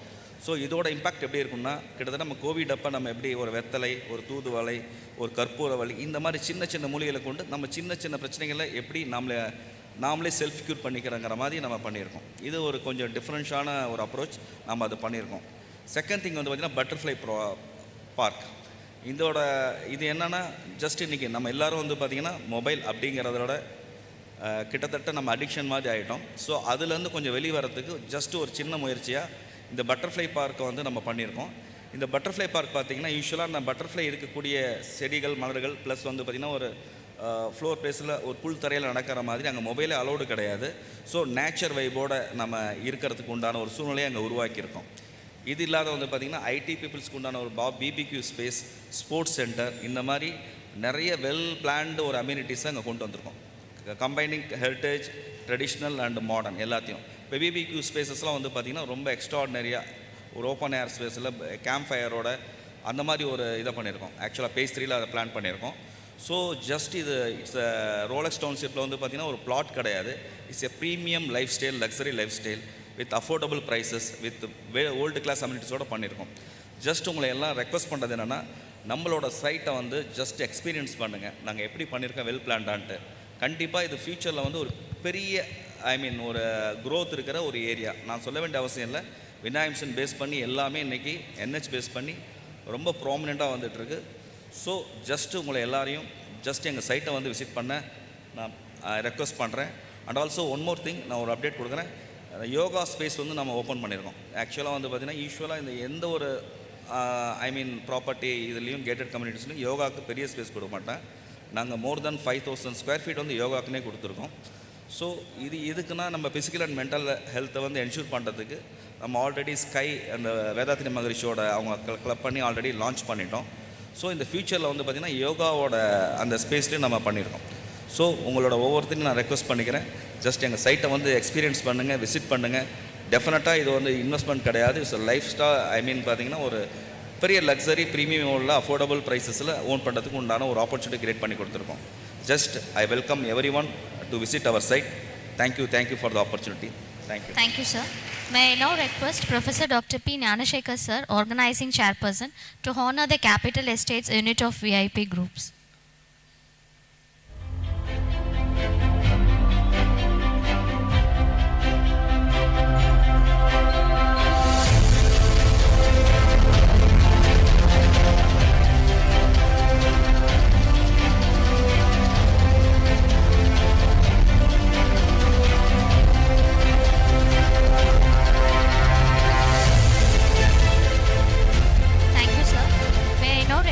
Dr. P. Gnanasekhar, sir, to honor our sponsor, the next sponsor, VIMS Hospitals. More information, நம்மளோட ப்ராஜெக்ட் வந்து பார்த்திங்கன்னா 100% லோனில் கிடைக்கிது. ஜஸ்ட்டு 30,000 இருந்தால் போதும், ப்ளாட்டை புக் பண்ணிக்கலாம். ஸோ 100% லோன் வந்து பார்த்திங்கன்னா மோஸ்ட்லி இந்த மாதிரி ஒரு செக்யூர்ட் ப்ராப்பர்ட்டி கிடைக்கிறது ரொம்ப ரொம்ப நல்ல விஷயம். Just I request you all to visit the project. Thank you.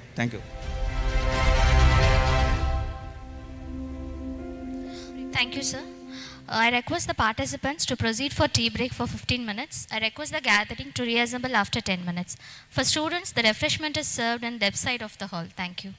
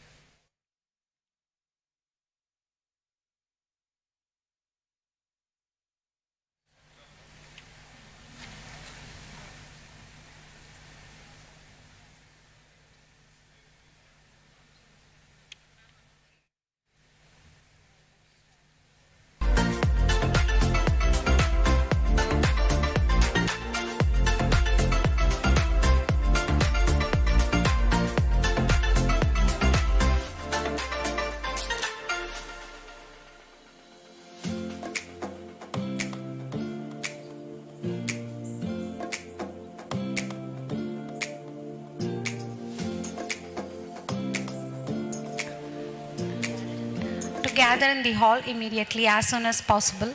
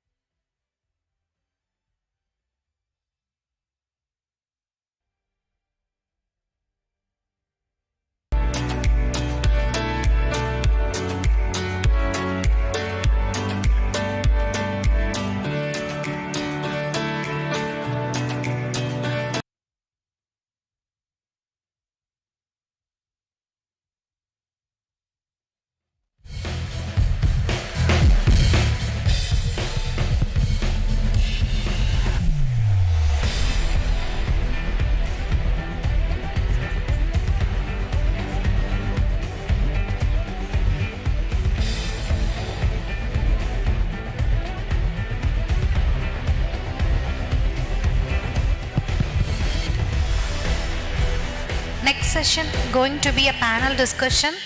I could like to call out the names of the chairperson, moderator and the panel members with a request to join us on the dais.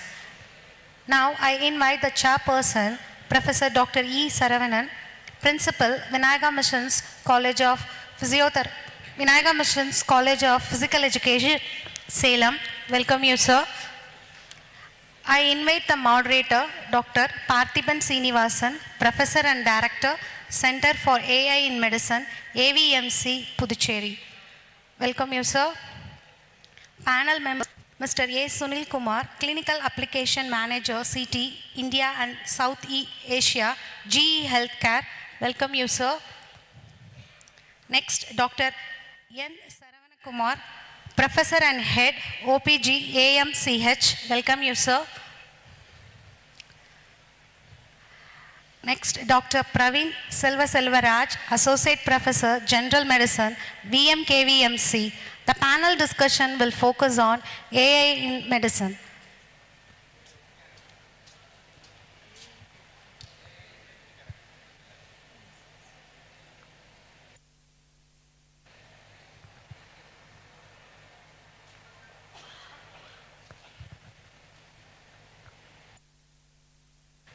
I request the chairperson to start the session.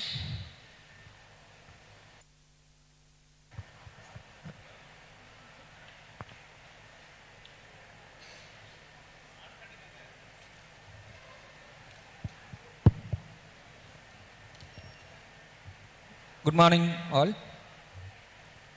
Today's panel session is on the topic of AI in healthcare.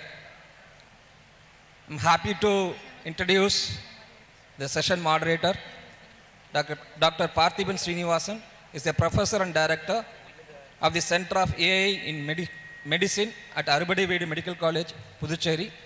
He is actively involved in advancing the integration of artificial intelligence in medical education, clinical practice, and healthcare research, with a focus on innovation-driven and technology-enabled medical solutions. Welcome, sir. I am also happy to introduce our first panelist for this session is Mr. Sunil Kumar A. is a clinical application manager CT for India and South Asia at GE Healthcare. In this role, he supports the clinical adoption and optimization of computed tomography technologies, working closely with clinicians and healthcare institutions to enhance diagnostic accuracy and workflow efficiency. He brings extensive expertise in CT applications, clinical training, and technology-driven imaging solutions across diverse healthcare settings in the region. Welcome, sir. The next panelist is Dr. N. Saravana Kumar. He is a professor and head of Department of Obstetrics and Gynecology at AMCH. He has extensive experience in academic medicine, clinical practice, and postgraduate training with a strong commitment to women healthcare, medical education, and evidence-based clinical practice. Welcome, sir. Our next panelist, Dr. S. Praveen Selvam, is an associate professor in the Department of General Medicine at VMKV Medical College, a dedicated clinician and medical educator. He has a strong academic interest in clinical reasoning and bedside medicine. He is the founder of ECG BNB, a focused ECG learning platform delivering hands-on workshops and app-based education, training doctors and students across India and internationally. He is also a founder of Docins, a niche insurance platform for doctors, and a founding team member of ASL Top Education Private Limited and PAS MBBS. His interests include AI-driven clinician-friendly healthcare innovation. Welcome you, sir. And I hand over the session to the moderator, Dr. Parthiban Srinivasan. Yes. Thank you, sir. Good morning and Happy New Year 2026. As we are moving into 2026, this is a AC era. What is AC? So there is BC and AC. Before ChatGPT, after ChatGPT, right? So we are in after ChatGPT era, meaning in the BC, when somebody says AI, which normally the movie Terminator, Arnold Schwarzenegger, they all come into our minds, the robotics. But now we are in 2026, when I say AI, everybody thinks about ChatGPT. But then ChatGPT is one tiny fraction of the whole umbrella term AI. Okay, fine. AI, what does it mean? It is a sub-discipline of computer science. Why are we talking about it in healthcare? What is it relevant? And we have also saw the convergence of high technology in the previous talk. But what about AI? So this is this panel discussion on AI for AI in healthcare. And today, one of the reasons why we are talking about AI in healthcare is, when we talk about software systems, you need to learn Python, Java, C, C++. Is it meant for us? No. It's need a special skill set. When you talk about machine learning or deep learning, you need to have a feature engineering, you need to have a mathematics knowledge. Is it meant for physicians like us? No. What about this current AI? AI, artificial intelligence, how are we interacting with AI today? Just talk, just do text. Things are as simple as that. That is the reason all of us are today talking about AI in healthcare. So given this, where are we today? There are so much of hype around AI. So this is what we wanted this panel to address. And to begin with, we want every one of you to start with in a couple of minutes. What does it AI mean to you? So is there a really success stories in this? Or is it still there is a lot of hype into it? What does it mean? Where is this field AI today in healthcare? So this is something which we would like you to share from your perspective for the next couple of minutes, each one of you. Thank you. So we go on this. True, sir. There's a lot of hype regarding AI. Probably as a simplest thing where I work in a OPD, how I try to incorporate AI in my practices, they came to sell a software to me that whatever I talk towards the patients in my own regional language will almost be interpreted, and the history would be taken and it will be converted into in English, and probably the suggestions of what the treatment I should be giving to her, everything comes in AI. But the only thing is, it was not very clear, and many times it comes very good in English, but not in the regional language the patient tells. There's a lot of conversation going between me and my patients, and probably it doesn't pick up every one of those things. That needs an improvement. I ask them to come back again with the improved version of their AI. Personally, I prefer to take the informed consent. Till before AI, it was always I tell the sisters about the particular situation. If I have a particular patient at that particular gestational age, or even in a gynec patient, I will tell them if the complications, I will explain to the patient, I will tell them about the complication, what are the alternatives, and if I have to do another surgery, if I have to call someone else, or if I have to refer the patient to another hospital, everything I tell, and half of it the sisters would forget. They would write a simple, informed consent, or sometimes they would take a blank consent in the paper. Now I put every input into this ChatGPT or whatever AI thing, and I get with the patient's name, my name, hospital name, everything I get as a very, very nice, detailed, informed consent. And sometimes I give, this nutritional advice also for the patient. So whatever we tell for our patient because of anemia, or in case of diabetes. So I just, because pregnancy and diabetes is a different situation where the patient has to take meals very frequently, and also we have to adjust their dietary requirements along with the cravings for food. So that if I put it in the ChatGPT and get a particular type of particular type of nutritional requirement for the patient in that particular gestation week. So that helps the patient. First trimester, the patient will be having a lot of vomiting. She will not be able to take spicy food. She will not be able to take any oily food, all those things. But if I have to calculate the type of calories which she requires after a particular gestational age, and that can be given in a AI format, and it is individualized to the particular patient. So I use this regularly on my patients. Thank you. Thank you. So, Sunil Kumar? Okay, so good morning everyone, and thanks for inviting us over here, sir, and thanks for the nice introduction as well. So I would definitely don't tell that this is actually in a hype, but I would surely say that it's probably a vision for the next future. So if I put it in words, like AI started long back when probably in 1950 the concept where they started discussing, but it actually went on to the plan where it actually meant that something can be done in the use of AI.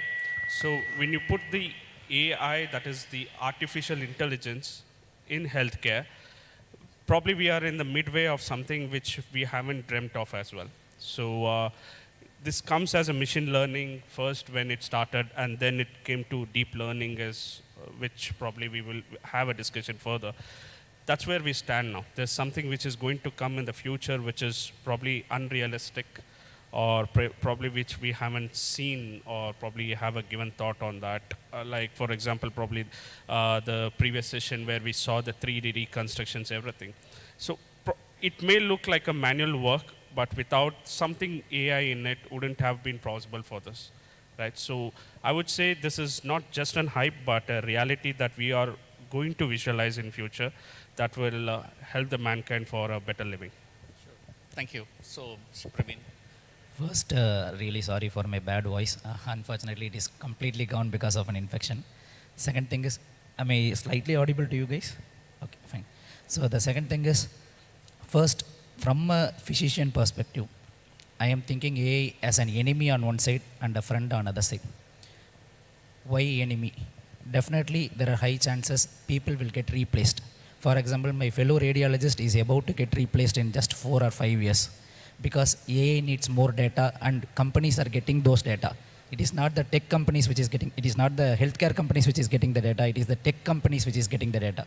So Zogo is about to launch a MRI machine with artificial intelligence which will be replacing my radiology friend. So on one end, obviously this is going to happen. On the next end, I am replacing many of my other employees or subsets of population by taking AI as a friend. For example, if you have to approach any AI platform, or if you want to build any AI, the first thing which we have to ask is, you have to bring your own problems, BYOP. That is the standard question in every AI business or AI formats. So what are the problems which I face and how am I going to solve those problems? We have to crystal clearly know what our problem is. Only then we can solve it with AI. For example, there are a lot of EMR platforms, EHR platforms. EMR, EHR platforms are nearly 1,000 in the country, but none of it gives you a comprehensive control of the patient's data as well as the ease which we want from a physician point of view. There were 2 students, MBBS students, probably in second year or third year. One guy is from Mumbai, another guy is from Orissa. They contacted me last 2 weeks back and they told they are building a platform called Medician, using complete AI as their backbone, because they know what problem is it, and I am helping them in giving the clinical concept from a doctor's perspective, from a student's perspective, and they have a thoughts. So Zepto guys, you know how much wealth they have made from 19 years of age. They have their instinct, they know the problem is untapped, and they are vibe coding, building the compound. So AI will do that, AI can do that, AI is supposed to do that. These are all, I feel, these are all outdated concepts. I feel that what is your problem? How are you going to solve that problem using AI?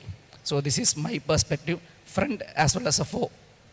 So fantastic. So which means that there was some concern about from the healthcare professionals, physicians, will AI replace the doctors? And that kind of a concern was there. But then parallelly, AI in the past, it has promised a lot, but miserably failed.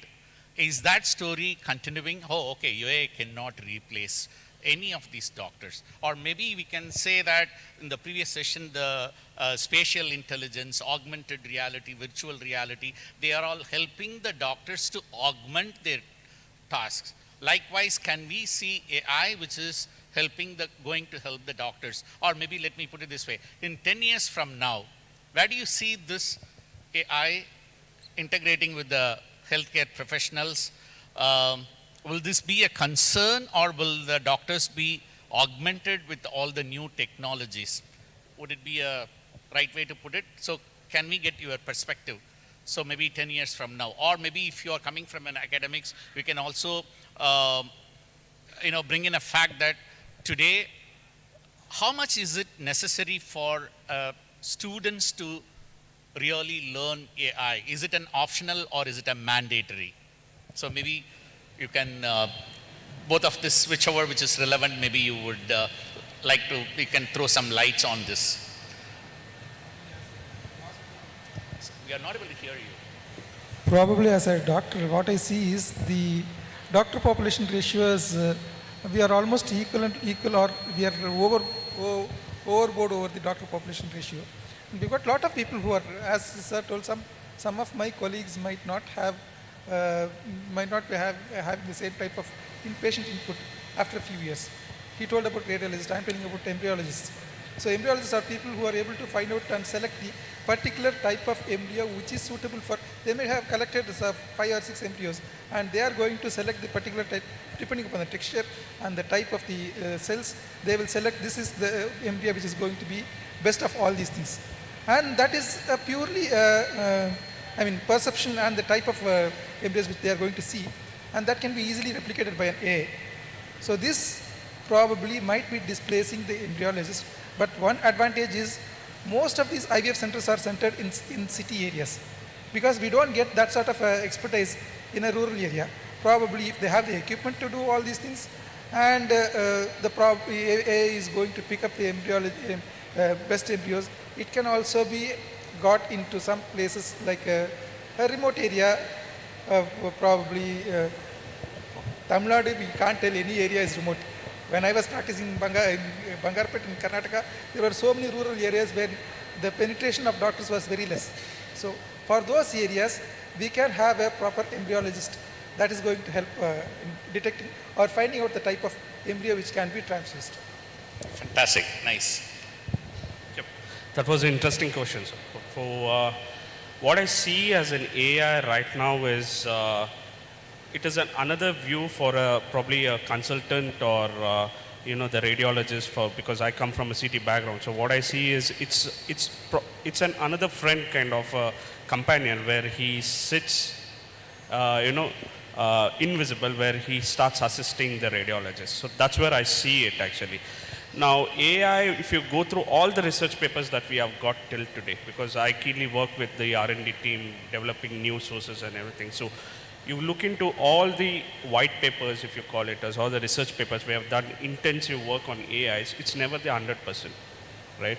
So we always require a human intervention there, where AI is not, the artificial intelligence is nothing but we pre-feed the data which already a human knows it.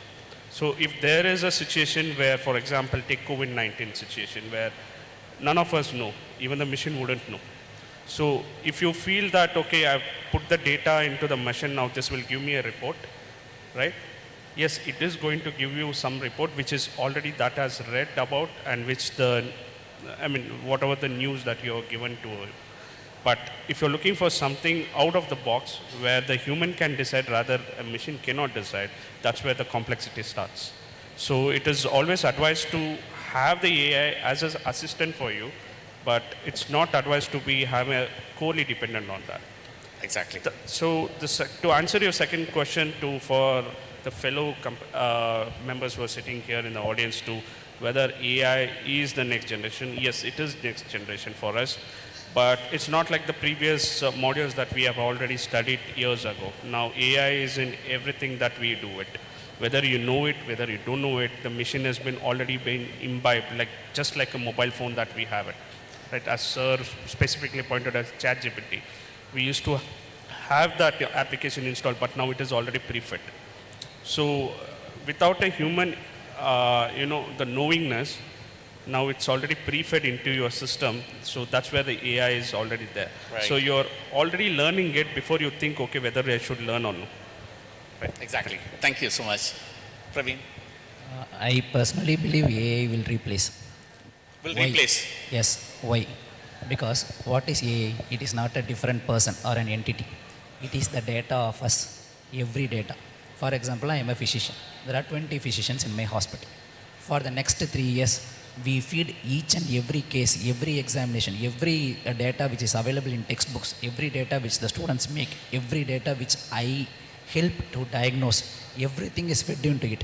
The processing happens that. The processing speed is much better than my speed. The processing speed is evolving. Each version is evolving. ChatGPT 1.0 is different. ChatGPT 5.2 is different. Google Gemini is different. Deep thinking is different. If I am continuously giving data to that entity, obviously its process will be much better and definitely I will be thrown out. The only way we can prevent ourselves getting replaced is by stop feeding the data. Do you think that we will be stop feeding the data? Companies will prevent you from extracting data from your phones. That's a very rare possibility. So don't think AI is a different entity. It is the accumulation of our data with a better processing unit. It's similar to a stock market. Stock market people will say stock market is going up, down. That's not a different entity. It's the emotion of the people involved in stock market which is going up and the emotion of people involved in stock market which is coming down. So it is the data of us which a much better process. It is the data of us which enhanced the process. And every data is reaching a one particular point, but I don't have data in Germany, I don't have data in US, I don't have data in Australia, but it has every data. So definitely it is going to replace. I personally feel in medical field which cannot be replaced are that interpersonal relationship between a doctor and a patient, the interpersonal relationship of that healthcare unit, that cannot be replaced until you give emotional component to AI. But at one point of time, you will give that emotional component also. So I personally believe that AI will definitely replace, but it will replace your job. You have thousands of problems in the world. If you can use that AI to solve one problem, then your life is sorted out. Why should you worry whether you are getting replaced from this college or that college? There are thousands and thousands of problems. Absolutely. You find out a problem, develop expertise in the problem, use AI, solve that problem, that's all. I like this round of discussion.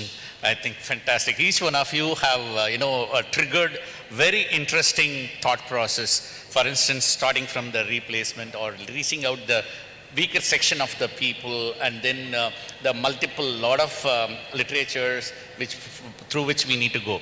So from this, if we take the leaf, for instance, how many diseases humans we do have in the list? 24,000 diseases, human diseases. How many proteins in our human body? 25,000. How many FDA approved drugs? 25,000. And these 25,000 drugs which are already in the market, not necessarily it can cure that specific disease, it can also something else. We don't know. And 90% of, or even 95% of the rare diseases, 10,000 diseases for which we do not have the cure today. So where are we going to rely on this? And more than that, from a student's point of view, today the medical knowledge is doubling every 75 days. By the time a student completes the MBBS, if he is not continuously learning, he will be outdated right there. It's not that our parents' days, our previous generation, when they finish MBBS, till they retire, they are happy with the knowledge that they gained in the college. But now no longer the case. Now, given all this, and one of the most important factors, the moment when we say AI, this is to do with the very high-end technology, and this is unless this AI reaches the last mile, the reaching out the last mile in the digital healthcare, breaking the barriers, it's not going to serve the purpose. So where do you see that? How do you take this AI to the weaker section of the people? Do you see the digital healthcare? We are moving towards that area. Or maybe one of the key strengths of India is a lot of population, which means a lot of patient data. Or is there a challenge that we are having the data in silos? Or what needs to be done to really exploit the power of real artificial intelligence from your point of view? I think I'm kind of consolidating the discussions in the previous round from three of you. So from here, what comes to your mind if you have something if you want to share? So the point is, yes, the literature is vast, even including the hospital management, we can bring in the AI. or which particular section, so especially the radiologists, they are extremely panic about this AI. When I talk to a head of the Department of Radiology, if I say AI, he says, don't come inside, stay away. So this is practically, we are seeing this. So which particular section which will be benefiting out of this AI? Or maybe if the extension of that, taking that outside the hospital. So to reach out the weaker section, will this be, because in India today the average age is 25 to 30. This is what the statistics says. But imagine in 20 years from now, all of them would be in the age of 40 to 50. The moment when they cross 40 and 50, many people, they start having a chronic diseases like diabetes and so on and so forth. And we will not have a sufficient manpower. It is not that replacement. We do not have sufficient manpower probably at that point in time. So AI is the only savior at that point in time to help us to cater to the need of the whole population, which is going to be in the age of 40 to 50. 50% of the India population is going to be in the age of 40 in 20 years. How are we going to address this issue? So this is where AI has to be there. So, and then how to take this to the weaker section of this. So do you have any thought process to address this, or any particular section of the healthcare? Anything that you want to make a comment on this? I'm just throwing a random thoughts. Whichever you want to address, you can pick it up and then you can make your comments.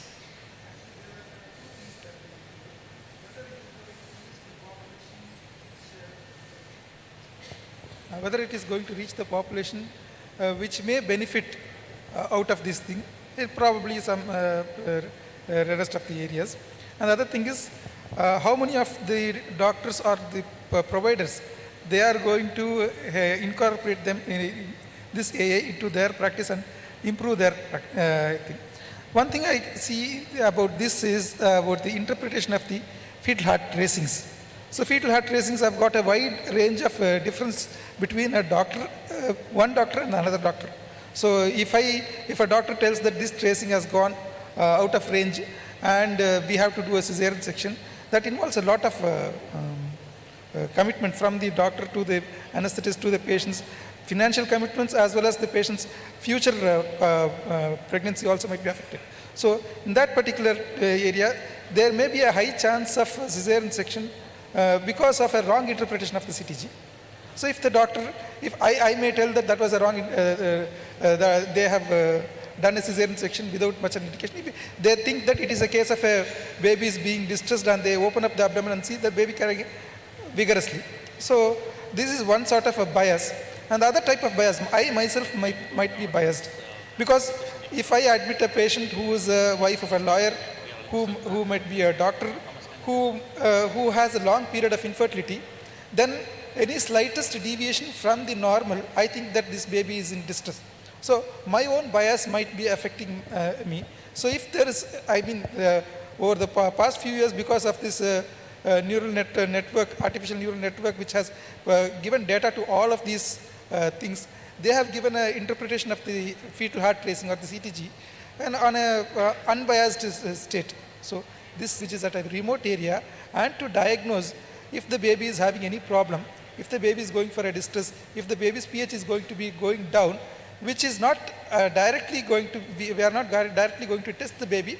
Instead, we are going to test the trace and interpret. A nurse somewhere else can be able to find out that this patient has to be immediately shifted to the main hospital or a peripheral, tertiary center from the periphery, so that the baby may be saved. So this is going on, and lots of studies have come about the interpretation of the CTG and its benefit, and probably how AI is going to give a correct interpretation of the CTG. That is good. Thank you so much. Any other comments? Okay. So let me put it in this way, sir. The question was too apt, right? Now imagine, let me ask you back a question. Say somebody walks in for a CT scan, like for example, a coronary CT, right? A heart scan generally. What do you think the approximate TAT time or the turnaround time that will take for a patient to walk in inside the gantry room, get the heart scan done, get the report and walk away? Couple of hours? Couple of hours, yeah. right? Let's keep it up 2 hours in a very prominent, most efficient workflow where you have seen. Now imagine this. Now the patient walks in, there's a lot of preparation that's needed. The person or the technologist who operates the patient, positions the patients and everything takes time. The technologist has to sit there, ask the radiologist what exactly he requires to view it, modify the parameters, do everything, then get the data out, simplify, post-process it, then the radiologist comes and views it. There's a lot of things that happens in this probably 2 hours of time. Now imagine, especially in the CT department, as the patient walks in, right, make him flat on the table, the machine will automatically center it. You don't have to go on intervention there. That's why it's required. Now walk back to the control room, there needs to operate. All the demographics that is all built from the servers, right? It's really, and it probably doesn't do anything. It's all automatically analyzes the pen using one of the initial scan and sets the output from making. It's easy to put in the burst by half an hour the patients inside the machine cut out of maybe 2 to 3 minutes. Right? Now, not just that. Now, like the scan is done, we go to the reporting room. The radiologist sits there and opens the scan. Get the 3D models, it automatically identifies where the problem is. And for example, if you come across a value, it identifies where the diagnosis is. It's your in the environment, all statistical value. It gives you one ready hand. All you have to do is to where it is clear, you and to have some motivation. So similarly for a stroke management, which I think is very important one, like golden hour. For a radiologist to analyze fusion, takes about 35 minutes with the rest. Now it's still within 1 basic session minutes. Well, in that, don't have to do anything. It's usually the for official maps, gives you all the values, the mismatch is everything. And applying lung screening, these days we do a lot of lung screening for most of the population, which is become global all right now. So anybody can know, as you said, think of manpower. So we do a screening for the food patients walking in and one radiologist, it's a burn as I told you before, the company will already get it and ask for suggestions and take you upward failing out the website. So that means your 8% of job is already by intent, which is actually basing the result activity every time that you look. So you don't work on to I've said not a replacement, it's never a replacement, but I think I'm just getting to the company who is there to assist you and make the results available and probably pick it in the right action and you analyze it. Sure. Thank you, thanks so much. Quickly, actually, I will understand the first half of your question. Have you taken the cases? Sorry, yes, it is 6 because my 3 hours to Paris State. And smoke bits of bad concentration. She forgot his video on his body. Video around the kids. Shout to that. She moved back to video. She just she's on 48 stage. She just went and video. That's what's the issue. Solve the problem. Next 2 weeks back, my car doing more. Will do a survey, but my car was sitting. I remember the driver sitting there. The driver took out to upload inside video. Somebody he found the problem and all the problem came out the cars. So I driver replacing a man. It will cost me 200 rupees. It will his come. It will be. These are small exams. Don't tell me where it is the committee risk and not. Not tell me it's replacing and not. But it is and the regular function not important and speed. Some part of it has been the so I have what is the next so it comes that we talk about AI, it's not one thing technology. Like when we're saying this technology, spatial intelligence is technology. Which will let me know the kind of gaps that you in. But when you say AI, it's not a single technology. It's an end of technology side. Likewise, many healthcare, you have multiple partners. Radiology will get very cheap. That's hospital medicine now. And what about the community medicine? About microbiology, we talk about research. So here is what I was from AI as an aspect. So I map these two. So which particular system healthcare would benefit by RFI? That's a really excellent question. What have you done that? What is intelligence? Next is technology. Intelligence is what we use. Intelligence is what makes us produce. So AI is intelligence. It will create multiple technologies for all its. For replacing technology, it will get technology. For AI, it will get technology. For people in space, it will get technology. For AI, it will get technology. So technology is the input. It is how you use intelligence, what you use. See, that intelligence, whether it be has created or has fallen or alone, whatever it may be, it is probably a technology which be for this. So if you are quite because he had a problem, he was able to understand that he has problem. Right. If you understand that problem, you will ask it. If AI was at that time, it would have given you much better options with the help of which SAR itself would have built the 3D printer. So now you don't have to depend on anyone. Find your problem, ask AI, replace the other people involved in it, save money. Fantastic. So before I go on to the next round, I want to open to the audience. So we want to hear few comments from the students as well or other faculty members. So before we move on to the next round, we want you to be a little more participative. I do see that some people just making noise over there. Probably you are discussing some of the questions what to ask. Maybe it's time that you can ask a question. Or maybe let me ask you a question. How many of you are using ChatGPT? Could you please raise your hands? Oh, very nice. Good. Thank you so much. So which means that you are using AI. How many of you heard about Notebook LM? Anybody? Oh, 1, 2, 3, 4. So seniors.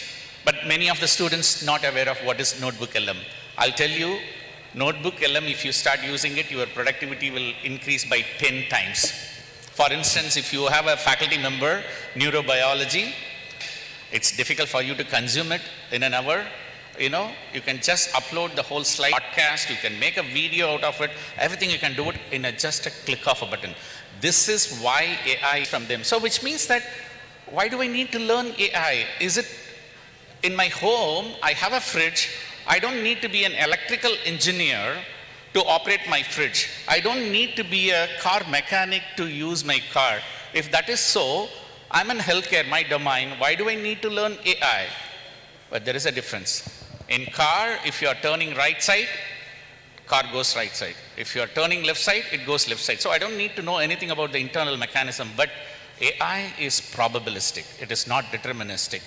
You need to know what is inside, at least to that extent. For example, everybody is using ChatGPT, but do you know that 2 days ago, ChatGPT Health has come? ChatGPT has released a version which is trained on electronic health records and various aspects of medicine. They have released 2 days ago ChatGPT Health. So if you're trying to use the old ChatGPT, so this field is outdating the field with every 3 months. So if you are using anything more than 3 months old, which means that you are not on the current state of the art. So that you need to keep in mind. For example, I'll take a minute. Within 1 minute, can I teach you machine learning? The moment when we say machine, we think about MRI, Xerox machine, windmill machines. So where is machine in machine learning? There is no machine in machine learning, right? Now let me ask you a question. Sorry? 7? 6? Okay, so it's not 5 or 7, it is 6, right? Now let me ask you a question. 1 plus 1, let me give you 2 examples. 1 plus 1 equal to 11. 2 plus 2 equal to 22. 3 plus 3 equal to 3. What now? I gave 2 examples. You will look in your mind when I get a new problem, you solve it on the new problem. You give me a is what means about. When I have a hundred of patients, I do working to research for them or features. Those features, I ask to I do model. And then I to model the patient get diagnosed. This is to understand to this after in the some foundation concept of AI. That's what modeling from the whole concept. So now we want to draw for some we wanted to have fiction travel. Yes. Yeah.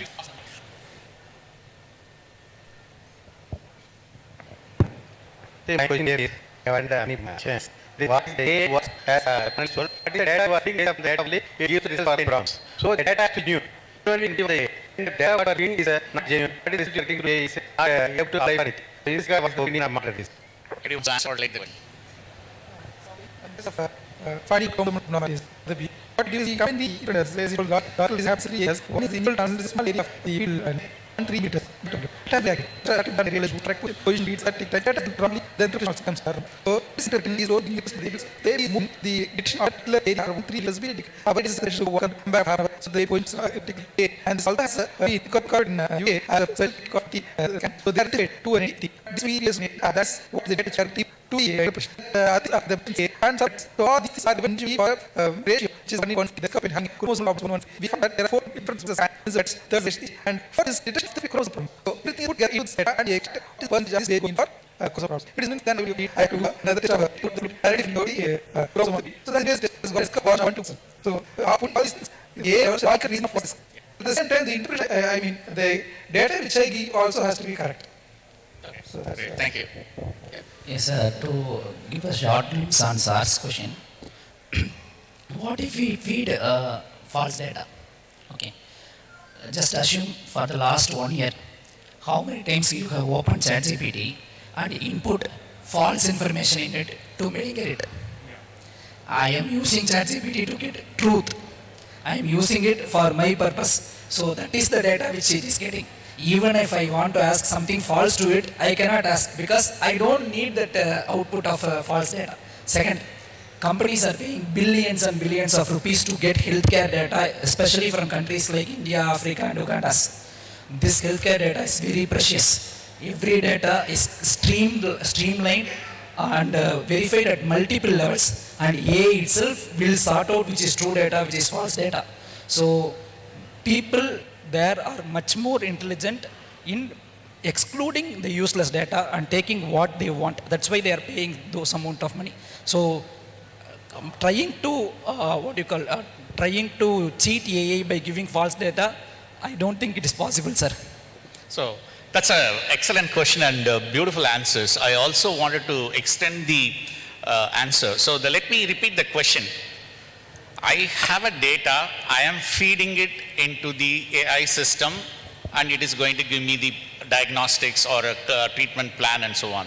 So it all based on the data that I fed into it. What if my problem, my question is outside the scope of the data? Is that right, sir? So what happens if the... How that is the thing. Yeah, how AI will be able to answer? Right? Let me give you a example. Yes, already you have given an example. 1 plus 1 is 11, 2 plus 2 is 22. When you give the data like this, definitely 3 plus 3 will become 33 only. So that is the, I want to highlight, what is the data you will feed. Based upon this data only, you will get the report. Correct. So Yeah. that has to be, everybody has to understand that what the data you are giving. So because of that, our human intelligence is much more precious than what the data AI is providing. Thank you. Okay, I just want to take a step back to address this particular point. See, for instance, today, as of now, the world of healthcare and medicine, we have invested about $2.7 trillion all over the world. And what is mean by $2.7 trillion? It's all in the published literature. Go to the library, lot of books, published literature, conferences. 80% of the science that we are discussing in conferences are never published anywhere.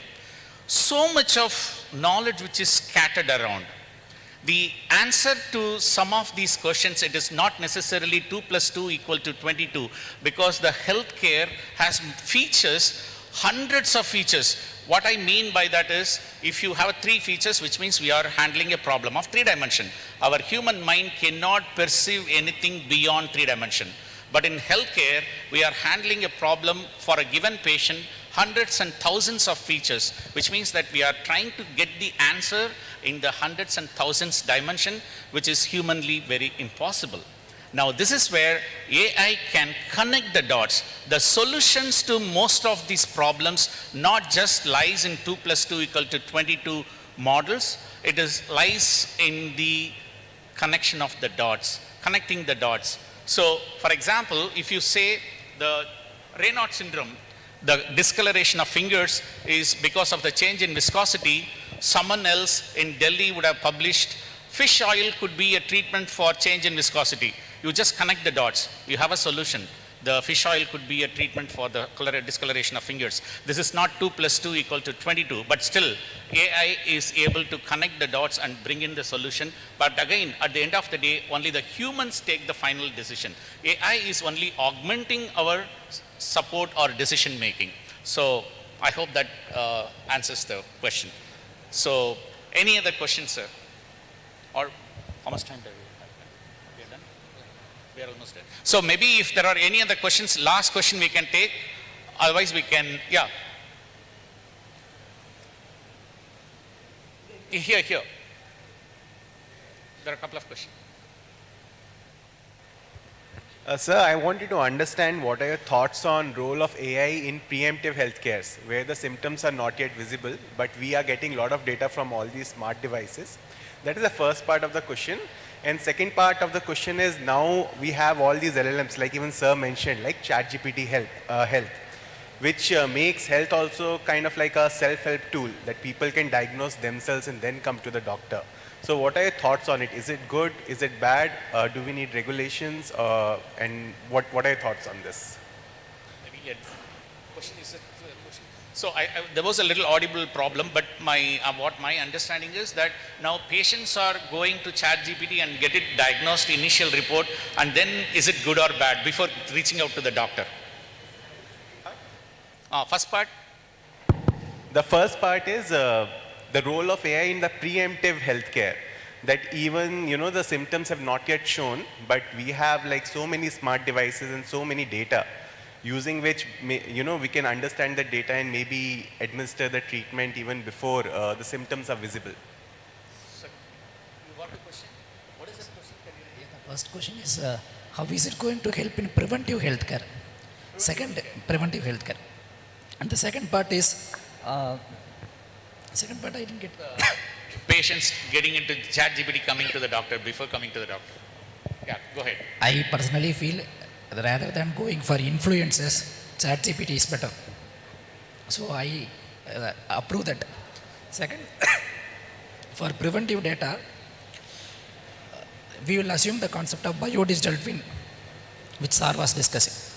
Similarly, the students were also have created a biodigital twin for a person with 35 age, with a body morphology like this. What his ideal twin would be. With that, AI knows what ideal parameters he should have and how he is different. On the basis of that, it can give you preventive data on you to achieve a bio-identical twins stature. So I can assume that, I can really say that it can help a lot in preventive healthcare. And when you have the worst, I think it is better to go for the bad. So rather than Instagram and YouTube influences, ChatGPT health is pakka. Okay.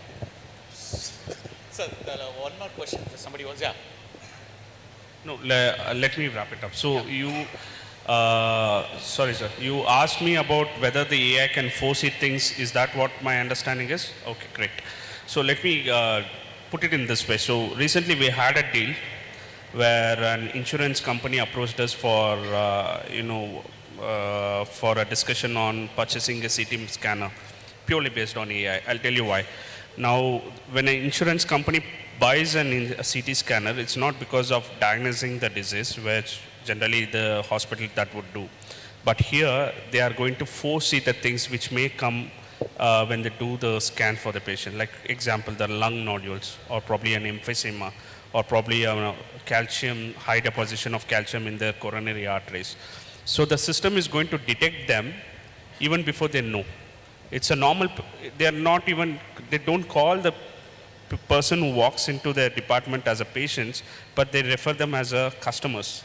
So before the customer walks in and they gets a scan and walks away, and probably which might come up later in a stage, like for about 5 and 6 years later, can be detected now. It will show you the prevalence, like, okay, so now we are going, considering your diet plans and your age factors, the sex and everything, putting all together, this is what we see right now. So you may in future may develop something like this. This is the identification that is done. Yes, it is. It can foresee on the data which is already fed before, as the other person said, right? Yes, it has to be a validated one, as he said, like it has to be an invested one where the company still tries to see it. Going by the logic, 1 + 1 is 11. When you ask, the system already knows, the AI already knows it's not 1 + 1 is 11, but rather 1 + 1 is 2. So if you keep asking it again and again, so it is going to give you, okay, as per the logic, it is the given logic by you, it's 11, but actually the fact is 2. So it is again going to give you 2 of the different answers, which again puts you in a situation to decide which is one, which is right. Thank you so much.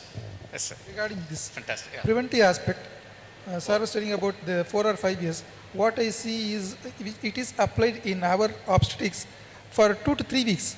A patient who can go for a preterm labor, everything is fine. What we see in the scan is a short cervix. Even with the short cervix, patients go till term, but some patients go for preterm. So putting all the other data like the thickness of the cervix, the elasticity of the cervix, and so many other confounding factors are put together, and that they give a prediction of which are the patients who require more frequent visits, who require more frequent scan. It's not only in in a preterm baby, it is also in a condition where the patient can have high blood pressure. They have some blood values, feed the data and see if this particular patient is going to develop BP in another 2 or 3 weeks. So this is very narrow range because we need to have the babies inside the womb for 3 or 4 weeks. There is a chance that if the patient develops a high BP, the baby we may lose the baby. But if we take out the baby very early, they may require an NICU care, which is going to be very expensive for the patient. So this prediction has come as models for predicting preeclampsia, for predicting hypertension for predicting the GDM as well as predicting preterm labor, which happens in a very narrow range, in almost 1 to 2 months. So, thank you so much. Yes, sir. The final question. Yes, sir. This question is about the future of AI. So far, we have been talking about artificial intelligence. The next revolution is the artificial general intelligence, that is AGI. And the researchers are currently going on throughout the world on this to improve the current AI so that the AGI will surpass the AI, that is the human thinking. Currently, the decisions are being taken in the machine learning through AI. Some more critical thinking will be, the critical decisions also will be done by AGI. That's what I've been hearing through. So what is your thought process probably, because they say that the 3 stages of AI, one is that current era AI, next is the AGI, that is artificial general intelligence. The last one is a super intelligence, super AI also. So, what are the thought process before the AGI comes into play? Anybody wants to take the call? No? Okay, I'll go ahead otherwise. So, you rightly put it. So, whatever the AI that we are talking about today is artificial narrow intelligence. So, by default, we call that as a artificial intelligence. But then from here, our intention is to move to artificial general intelligence. What it means is, when I have an AI for hospital management, it can do only hospital management. If I have a tool AI for radiology, it can do only for radiology. But then the general intelligence is something similar to what the humans we do it. For instance, what is easy for us is very difficult for AI. What is difficult for us is easy for AI. So vice versa. What I mean is, if I want to cross the road, 3 things I need to do. Number 1, first I need to look at my environment, perception. Number 2, I need to decide, decision. For instance, that's what you are making the statement, the decision making. Then the third one is the action. So when I want to cross the road, first I need to see who are all there. Then I need to plan. Okay, now this is appropriate time that I can cross the road. Once I take the decision, I have to say right leg, left leg, right leg, left leg. So this is action. So these 3 together, we have been talking about this until 2024. This was a very distant dream, but in the last 1 year, we have made significant progress in the name called agentic AI. That is, the large language model, the ChatGPT itself can think and decide which external tool that I should use it for solving my current problems. All this while, every one of us, we have been creating new tools independently for our own purpose. It could be a calculator, it could be a simple Excel sheet, it could be a stethoscope and maybe a mobile phone attached to the ultrasound. So now we can have gadgets and so on. But now the AI can make a decision. We are closer to, we are one step moved above the narrow intelligence towards, we have already taken 1 step towards the artificial general intelligence, whereas artificial super intelligence is something different, where, in Tamil there is a question, Ramana Maharishi, one of the question is nan-yar. That's a consciousness. So super intelligence will have a consciousness, who am I? But that is very distant dream. Whatever the existing technology, it's not that we are going to achieve artificial super intelligence, but towards the general intelligence, we have already made 1 step forward, moving towards general intelligence. Because that's why you probably would have also heard one term, multimodality, meaning the healthcare has data in multiple fashions, images, radiology images, MRI images, and then doctors scribbling, a lot of OCR needs to be done, a lot of numerical data. So all these things, AI should be able to digest. So that's when we are saying that technology is democratized. It is not only the super specialty hospital, even the ordinary clinic also will be able to make use of it. So these are all the indications that we are making 1 step towards general intelligence. So we are on the path. So that's my answer. So far, following this answer, probably we are towards the AGI. So far, the AI replacing the labors, I mean the professional jobs or so-called. So it is not actually, but in one sense it is been reducing. It's not replacing, but at least reduce some jobs. What will be the impact on the medical doctors? Like AGI is going to come means, what will be the impact? I think I'll give you a summary statement. I'll use the answer for this question as a summary statement. So this is a kind of a question comes to many of the doctors, and it is a kind of a concern also. But I want to tell you a truth. The fact today, as I said, the medical literature, which is exploding every 75 days, it is doubling. No doctor can keep up and the doctors not only having this pressure. A patient, before coming to the doctor, he first checks with the AI and then comes to the doctor. And he talks to the doctor. The patient gives a smile. The doctor asks him, "Why are you smiling?" "No, sir. My AI result is matching with what you said." You remember, the doctors are having a pressure not only from this side, from the patient's side also. Meaning, now today the doctors are like walking in a dense forest in the middle of the night. You can imagine. Let me give you an analogy. Now, if you are walking in the middle of the forest in the dark night, I give you a torchlight. The torchlight is AI. So I'm giving you a better visibility when you are walking towards AGI. Artificial General Intelligence is nothing but giving you a torchlight so that it gives you the visibility, better visibility in the middle of the night. Just because I am giving you a torchlight doesn't mean you don't need eyes. You need eyes. Also, this torchlight is going to give you a better visibility. So we want to end up in this. So it is not that torchlight is replacing eyes. We still need the eyes, but the use of AI, AGI, artificial narrow intelligence, enabling the doctors to work in a better information-rich environment. When you are working in an information-rich environment, you will be able to take a better decisions. At the end of the day, who are the doctors? Doctors are the first data scientists. When a patient comes in, what does the doctor ask? So, how long you are suffering? What are the symptoms that you have? Any unusual food you take? So, doctor is collecting the data actually when he is talking to the patient. Once he collects the data, he is trying to apply the model onto it, takes a decision. So, every minute, doctors are keep taking decisions. When AI is enabling the doctors to work in the information-rich environment, it will minimize the medical errors. So that's what my concluding statement is. Thanks for the question. Thanks.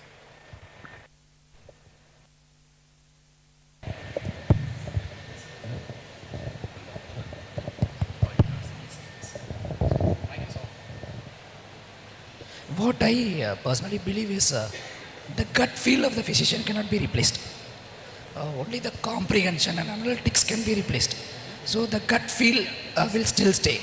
Even if AI gathers more knowledge in medicine, it will give us decision scenarios. For example, if you go with this, the possibility of survival is this percent. If you go with this, the possibility of survival could be this person. A doctor will evolve into such a stature where the decisions of the AI will be handled by him and the end result will be his decision. He will apply emotional component as well as his analytical component as well as his the things which he has learned throughout his med school over the decisions which are layered by AI. So that will be the difference. Yes. Thank you, respected panel members, for the fruitful discussion.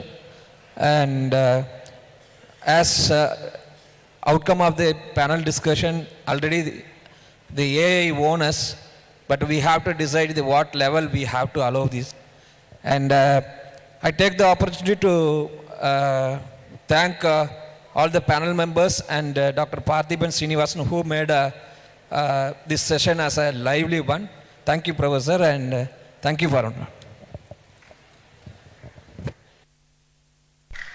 Thank you all for your insightful and inspiring words. I request the chairperson, Dr. E. Saravanan, to honor the moderator, Dr. Parthiban Srinivasan.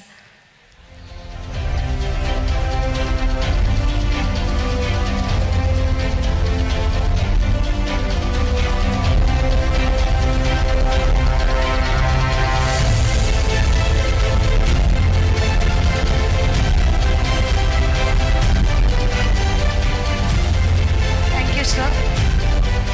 I request the chairperson to honor the panel members, Mr. A. Sunil Kumar.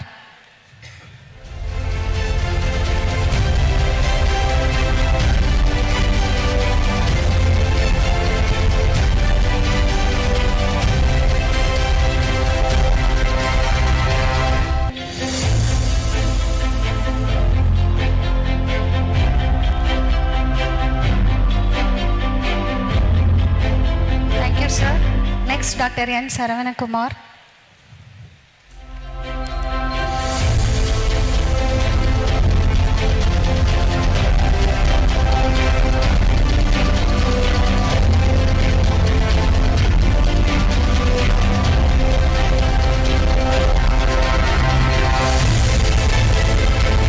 Thank you, sir. Next, Dr. Praveen Selvaraj.